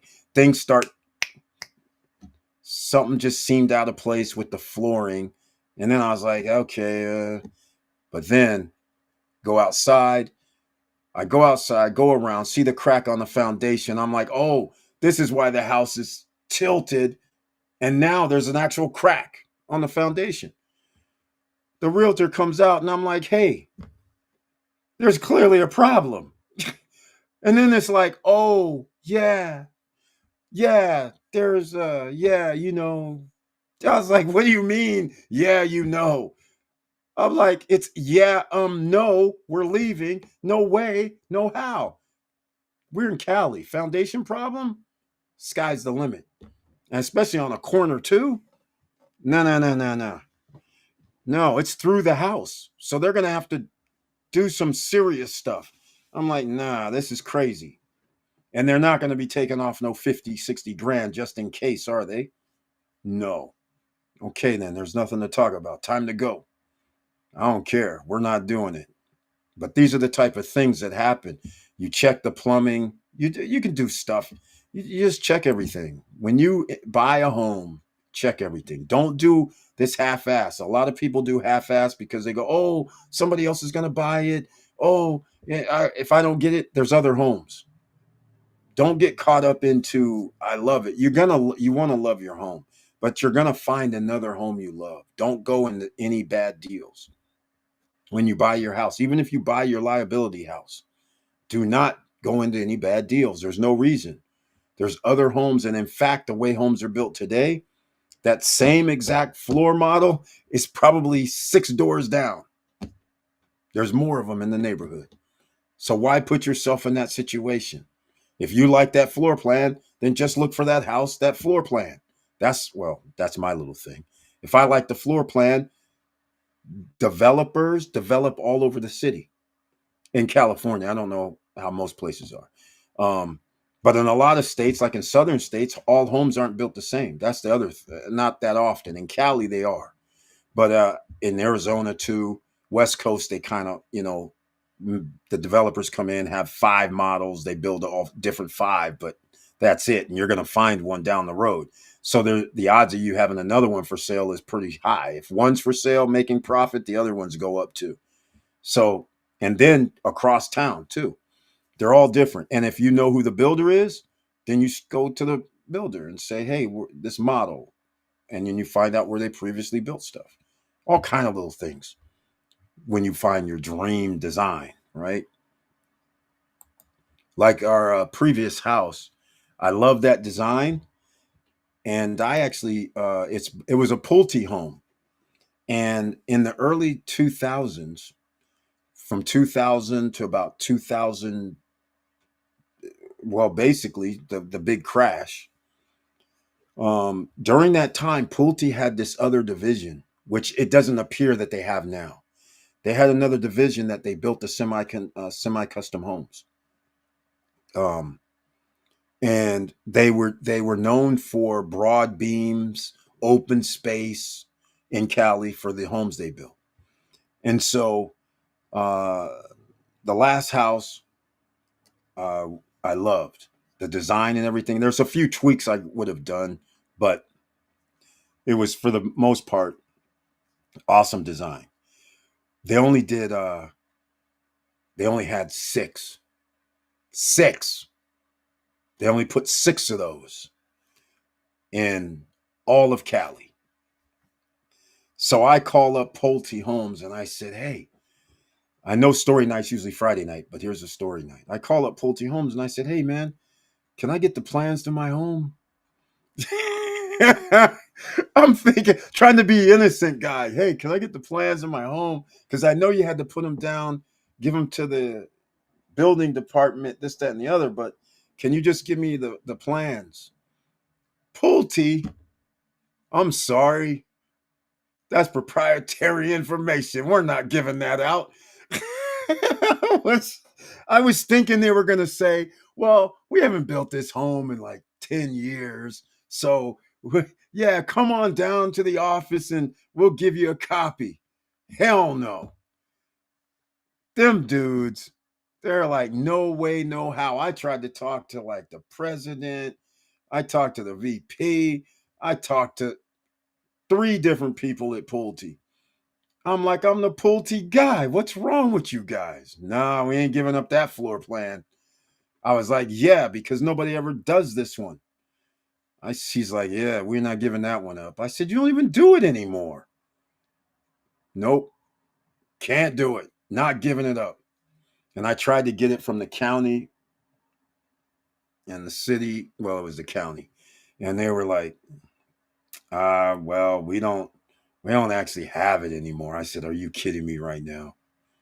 Seriously? Yeah, we put it in somewhere, some way. We can't retrieve it. I was pissed because now I have to go from scratch. It was almost designed like a house I designed at Clear Lake. So it's kind of like I wanted this one because I wanted to do something to improve that design, which was actually pretty cool for if I ever decided to build something again. I was going to use that same base, which is different than mine, but this one's even better because I like the open spaces.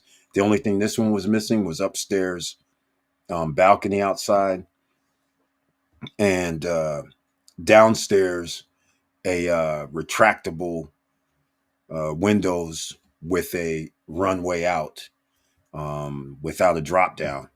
That's the only thing that was kind of missing, and a loft. The loft was big already, but it was going to be a little bigger, is what I felt. So I needed to make it about a 4,500 square foot instead of 4,000. Something.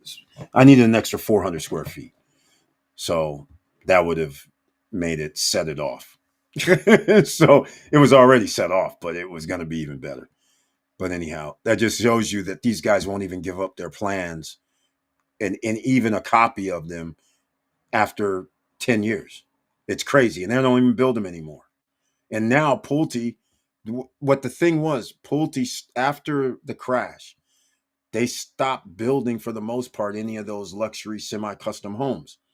They started building the affordable homes, 250, 300 grand, 350. Right now, you can probably find homes around wherever, Pulte, 350, 400. They're not building like 1.3 homes, the equivalent. Because back then, 700,000, 600,000 homes when homes were 200,000, right? Now we're at 400,000. Those same homes are 1.4. So they're not building $1 million homes, $1.4 million homes. They're building 200, 300, $400,000 homes. That's it. And those aren't 4,000 square feet generally. Even though in Florida, I did find where Pulte decided to start building something 3,500, I think, 3,300s. But that's not their thing. And they don't even build them the same way. They just build these cheap ass things now, which I don't recommend, ladies and gentlemen, quite frankly. cheap ass homes. If you're going to own them, go with semi-custom upscale if you can afford it because they appreciate faster. Just so everybody knows. Okay, let's see here. But that was great advice, post-retirement travel. Yeah, keep in mind your new sewer system and cost you 20K. He's right. You're right. That's why you have to get hey, you better go check it out. All that plumbing, this is where people like don't even you got to check it out. If you buy a house, do not do no inspection. Do not waive it. Make sure the inspection people are reputable. I mean, because that's where a lot of things go wrong if you're not familiar with homes and what to look for. Because there's cost, there's sewer, your electricals, your heating and HVAC systems, and all of this stuff. You know, it costs tens of thousands of dollars. Your roof. I mean, so those are the things that are non-negotiable, right? And also, what's non-negotiable with me, I'll just let you guys know. I do things a little differently. If I'm going to buy a house, I have a checklist, right? One of my number one well, it's not number one, but I have pet peeves. But number one that goes a long way with me is when you tell the realtor or ask the realtor, you say, hey, is there any maintenance records on this home?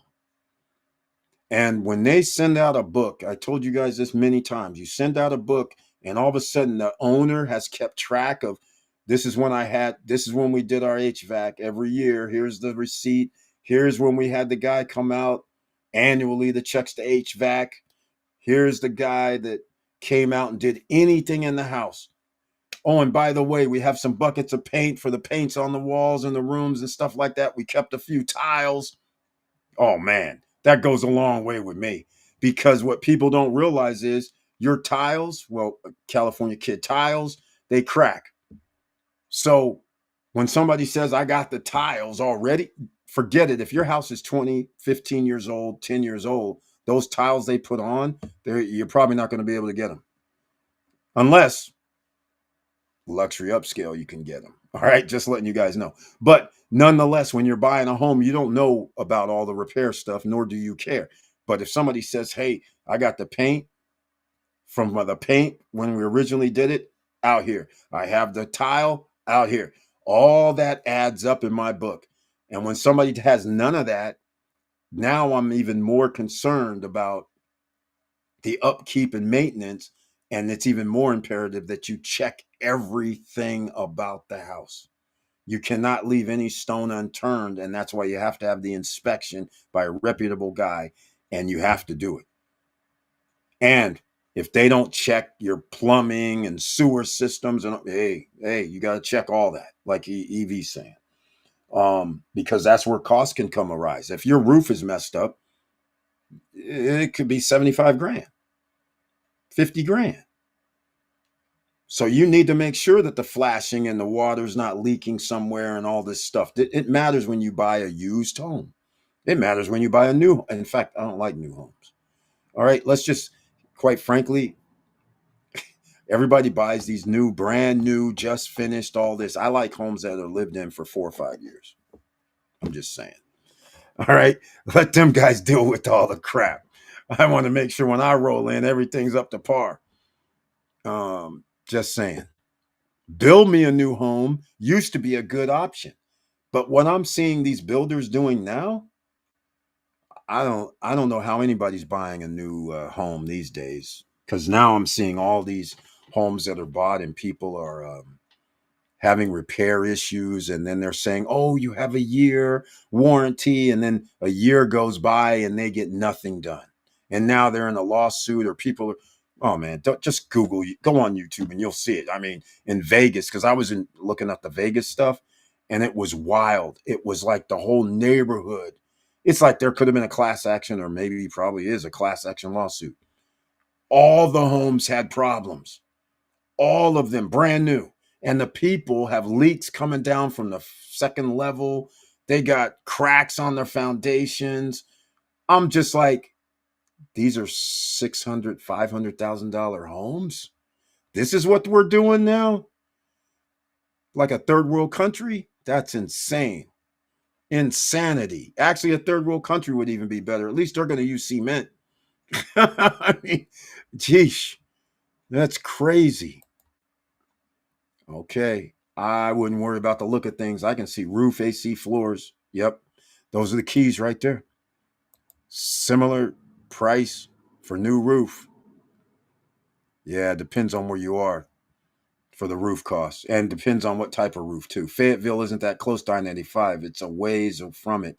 They are way over 30 active military and triple the number of veteran and families. There are plenty of rental opportunities. Great.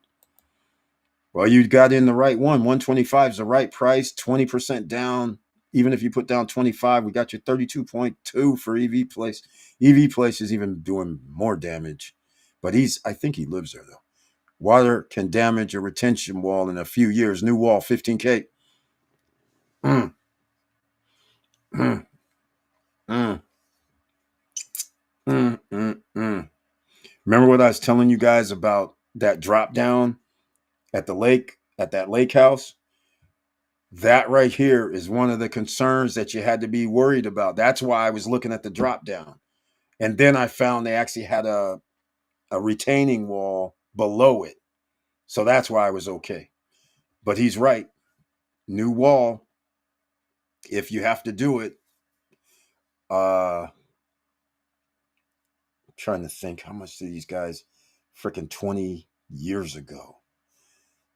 Because my lot was a sloped lot. Oh man. I think 20 years ago it was 20 grand to build in a retaining wall. 20 years ago on a slope lot. I don't know how much it would be today. Okay, EV Place. Does the bank require you to put a new roof to get a line of credit? What's your experience regarding what the bank requires?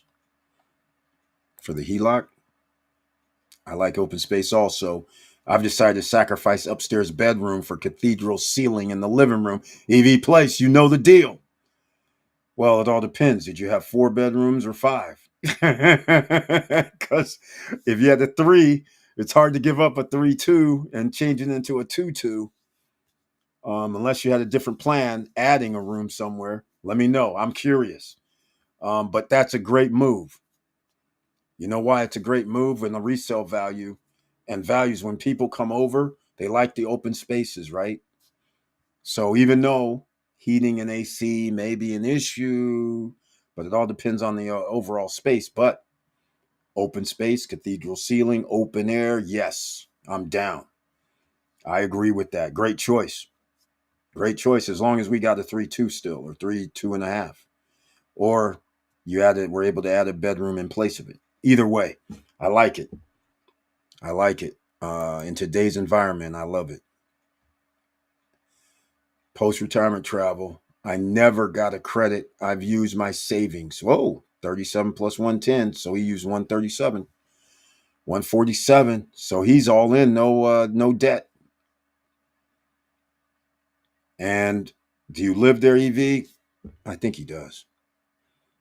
And I haven't even talked about EVs. I'm going to run though, because we've been on here 3 hours, because you guys know I enjoy talking about real estate.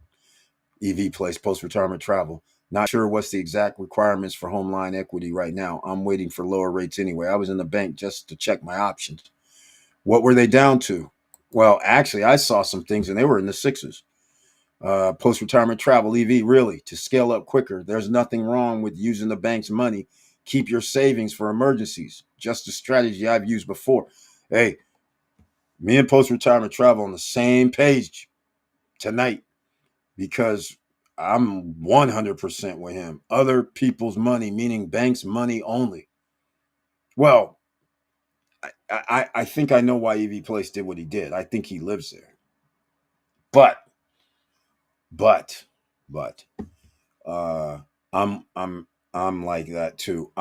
Because the money you gave up, as you now know, as you're going to be earning probably around 40% on your money this year, or 50. If you would have kept the 100 and you would have had that in the investment vehicles, and you got, even if it was conservative, 15%, you would have 115 liquid, and you could use the monies that you got to pay for the mortgage. So, and still have more than enough money, because you would have been like, if, well, I'm not even going to use the number you're using now, but let's just say you did the 100, and let's just say we know your number now. It's like 40%. It's 35, 38, whatever. But let's just call it 35%, right? That you're on track. You would be on track. No, you've already made 35%. So actually, your 147 would already be 200 and something, or close to it. It'd be like 200, 210 that you would have in your account, or vice versa. You would have just said, like, I'll just do the numbers. Hold on a second. No sense in trying to do it in my head. That's 50 G's. It's going to be 50 G's, I think, but that'd be $4,000 a month. So you could have easily just said, let me take 100, or let me take 1,000 out and keep 3,000 in and pay the mortgage, right? So that's the difference, because I'm with post retirement travel. I'd have been like, keep my money where it's earning money, because it's going to be more than the loan. It's going to be more than 6 or 7%. And my money's making money that's going to cover it. So it's not even my own money. So any money that I go and work for, I got even more money. That's why I tell all the young guys, get your property that's going to get things that generate money first. Then worry about buying a house that you're going to live in. You can rent, but make money and buy an investment property that you get money, or invest in stocks so you have profit coming in. Either way, you need passive income coming in early. Earlier the better. All right, just saying. EV place really quick. Yeah, just in case. I agree. That's exactly right. I'm still learning. I'm a US citizen since 10 years old. At that time, I didn't have enough knowledge and experience with financial instruments. Hey, EV place, man, guess what? There's no way to know until you do it, and you did it. Now you just know the game even better, because you actually went through it, right? So now you know exactly what you're doing, and you did it right. You actually did it, regardless of what we're talking about. You actually did your way, right way, because you end up having what you spent 180 grand or something. House is worth 350. You're in the catbird seat. That's exactly what is the objective. Now you can easily just go, and you can go down and get a HELOC for 25,000, 30,000, and if you want to deal with Castle Rock again, and get yourself another property. And now you have a HELOC where you can do it again. And now on the next one, you can actually rent out, right? And make some more money, or not. Depends on what you really want to do. But all I'm saying is you can keep scaling at this point. Nothing's going to stop you. You can just keep going. Yes, still living in my rehab. Exactly. Yeah, so it's free and clear. So all that money you can dedicate to assets that pay you. It's a beautiful thing, because you don't have a mortgage note, but you only have the taxes and insurance. I know it could be done better, like you guys said, but I'm happy with current status. Oh, EV place, man. We ain't even talking about putting you down at all. You're in the game. You set yourself up for success. You decided, you paid cash. You got a house that's valued at 350, 175, let's say, thousand equity, which gives you something you can do. So when the housing market finally crashes, you're going to have your HELOC already set in place before that, right? So let's just say your house might go down too, right? But let's just say you already have 100,000 HELOC. So your house goes down 50, 60, 70 grand, but you have 100,000 HELOC. 100,000 HELOC at that point, that could buy a very nice deal in the open market when home prices go down, right? Or will they? We're going to find out on Wednesday. But you put yourself in position where you can do some things regardless. And oh, by the way, I forgot your house is free and clear. So you put yourself all in perfect position because now you have all kind of options. You can go down and get yourself a. You got down payment money for fourplexes, duplexes, triplexes, 6 units, 7 units. I mean, you put yourself in position, and in fact, you're investing in DR. So now you have money that you can actually have those free and clear because that is the only thing that's going to make sense, quite frankly, because there's no way in hell that if you don't pay cash that you're going to pay 8.5% or 12% adjustable rates to get a loan over there. So you have yourself in position for everything you're doing. So what we call that as an investor is doing it right. There is no wrong. The achievable goal is what you do when you invest. We go around, under, through, over. No matter how it works out, you invested, you have the way, and now you have options. That's all that matters. That's all that matters. All right, lower rates. That's what we're all waiting for. Yeah, you have to wait. You're sitting pretty. The rates are going to go down. It's just a matter of when. If and we're going to know on Wednesday. So we don't have nothing to worry about. We'll know on Wednesday. Either way, you're going to be fine because you can get HELOC anyhow if you're going to do your free and clear over there. So either way, you're going to be fine. And it's not going to really matter if we're talking about 20 or 30 grand and you might have to pay 6% because you can always get it lower. I don't like really adjustables unless you know for a fact it's going down. So, but you have options, man. No, and there's no rush. You can relax, take your time, choose what you want to do. All right, ladies and gentlemen, 3 hours. I've been on here way, way, way too long. I want to thank everybody for being here. You know I love you guys very much. I appreciate your support over all these years. And we talked about some real estate. I love it. And again, anybody watching this, you see a gas station in your area, cannot be on the West Coast past Colorado. Forget that. Has to be Colorado all the way to the East Coast of the United States. If you see a gas station closed down, a gas station that says it's for sale, but it has to be the whole thing, not just the business as they call it. I don't want just the inside stuff. It has to be the whole thing. Let me know. It has to be a good deal, of course, but you wouldn't know that. But again, if most of the time you're driving down the street and you might see a closed down gas station, get that address, get it, and all that, let me know, please. Send me a support at stopstrugglingnow.com or make a comment down below this video. All right? Because we're getting into the oil business. That's right. The gas business, ladies and gentlemen.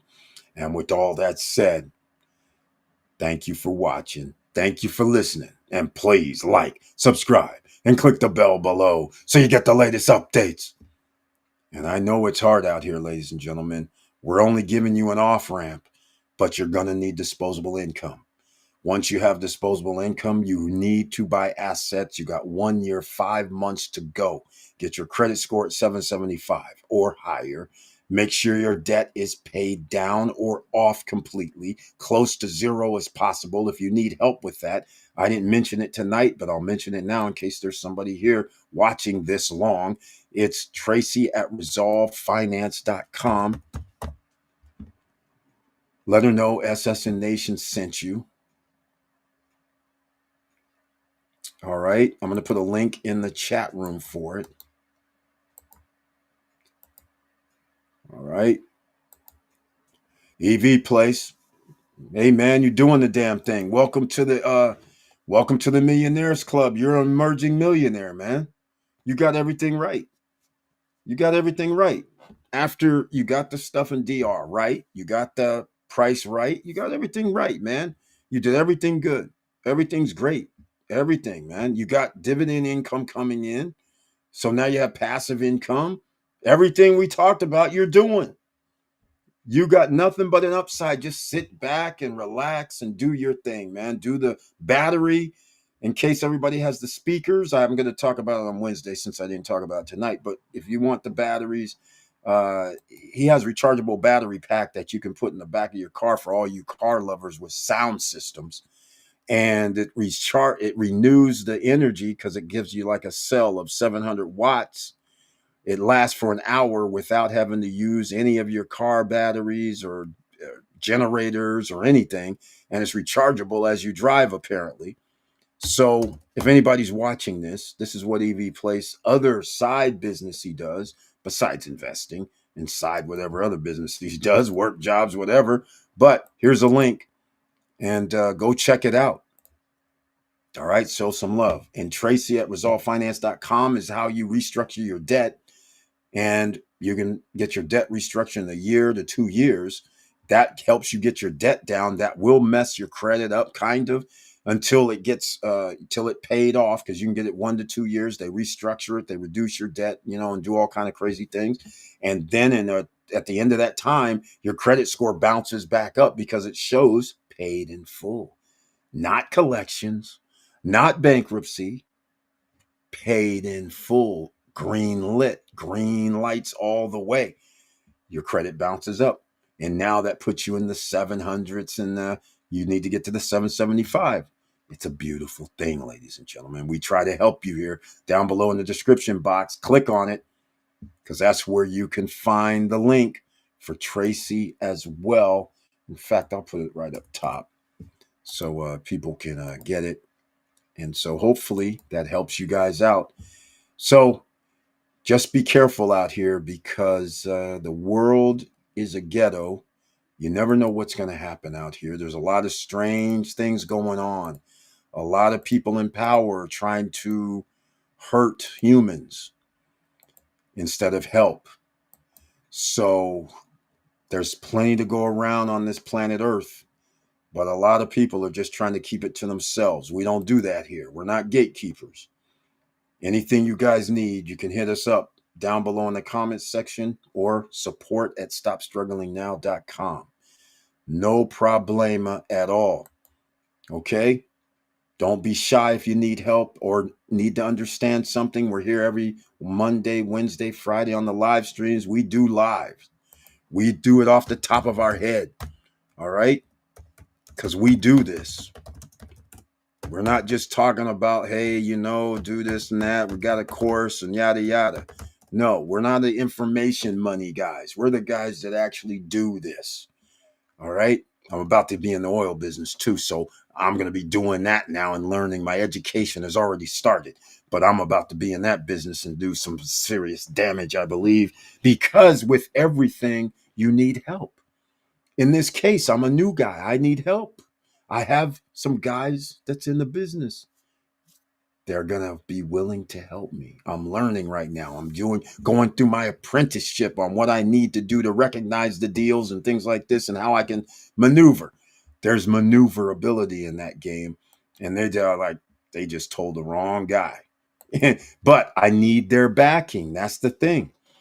And the backing comes in different ways. They have the relationships already in the business. So since they have the relationships, that's why now I can do something, because as long as I bring them the right thing, then it gets very interesting.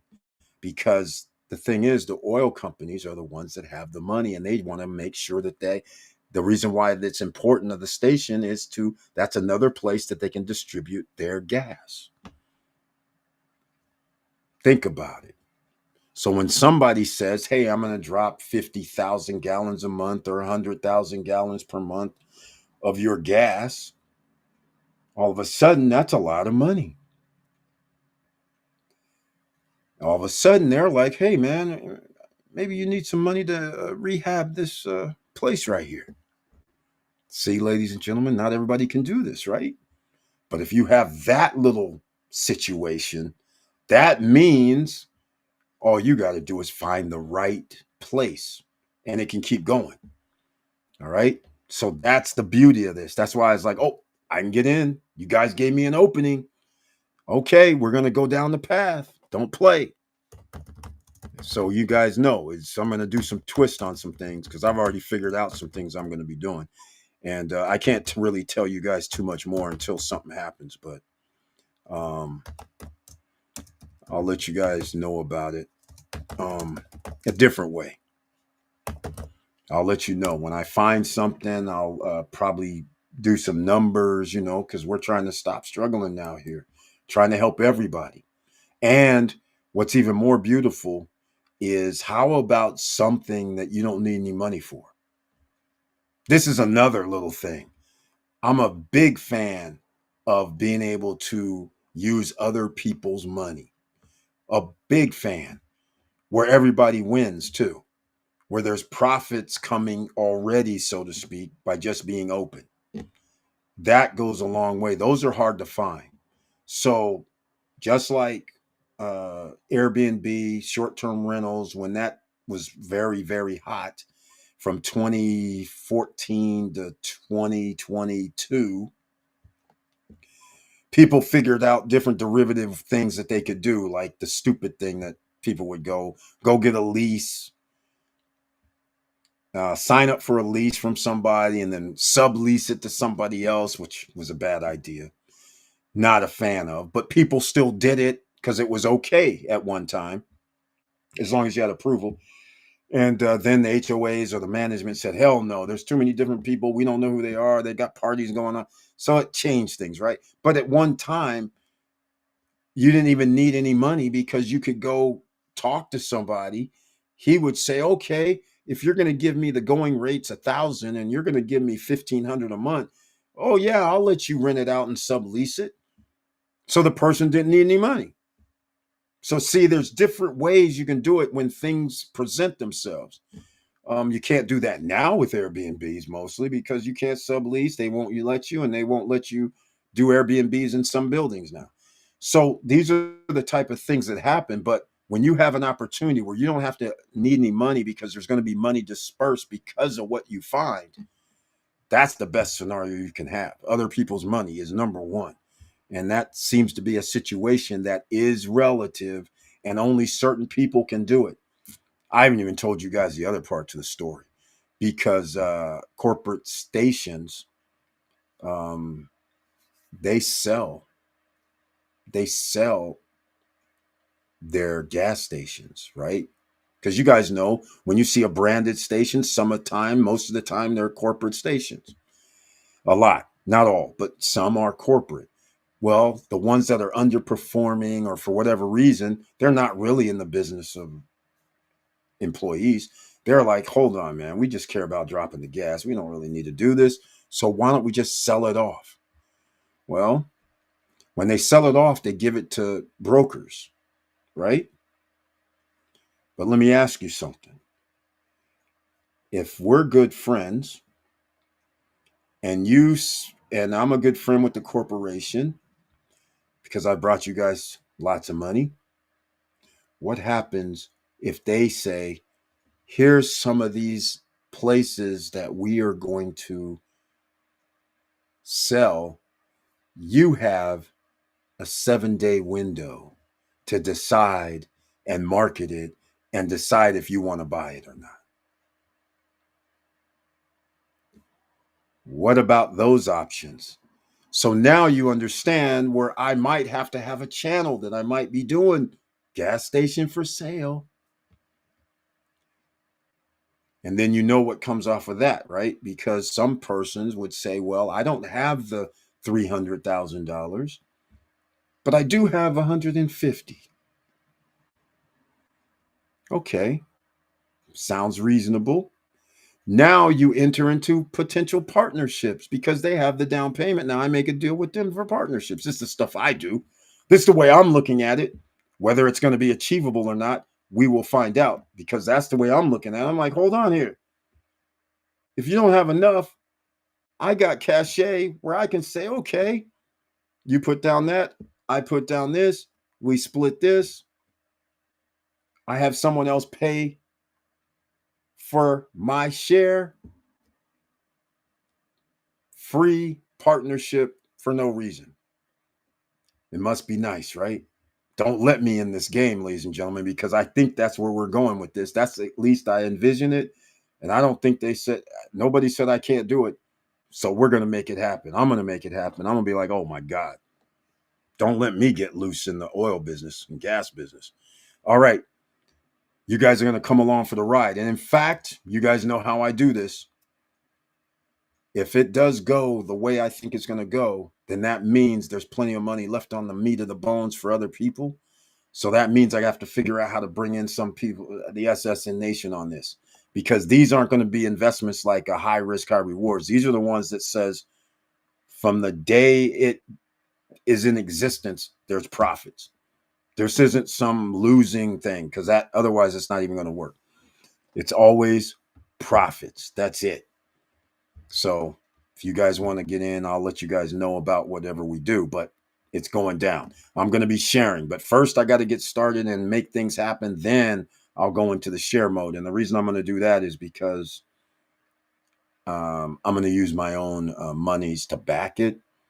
So then that way, anything crazy happens, I don't have to worry because there's always in business, crazy could happen that you're not expecting, especially I'm pretty sure it's not all roses, right? So I want to make sure that nobody gets hurt. So I'm just going to use some of my money to back it too for whatever anybody puts in. And then that way I'm going to be like, okay, now we're going. And then it's got payouts, whatever happens, everybody's happy, right? So that's what I'm going to do. It's going to be awesome, especially if I can do what I can do. So stay tuned, ladies and gentlemen. Don't go too far because this is ongoing as we speak. In fact, I'm going to be doing some homework right after this. That's right. I'm a big fan of doing homework and studying when it comes to business, ladies and gentlemen. So then this way, I know what I'm talking about. I know when somebody's talking to me, I know what they're talking about. And there's no misunderstandings. And this way, we win. All right. With all that said, be safe because there's a lot of turmoil going on around the world. And you just never know what somebody else is going through.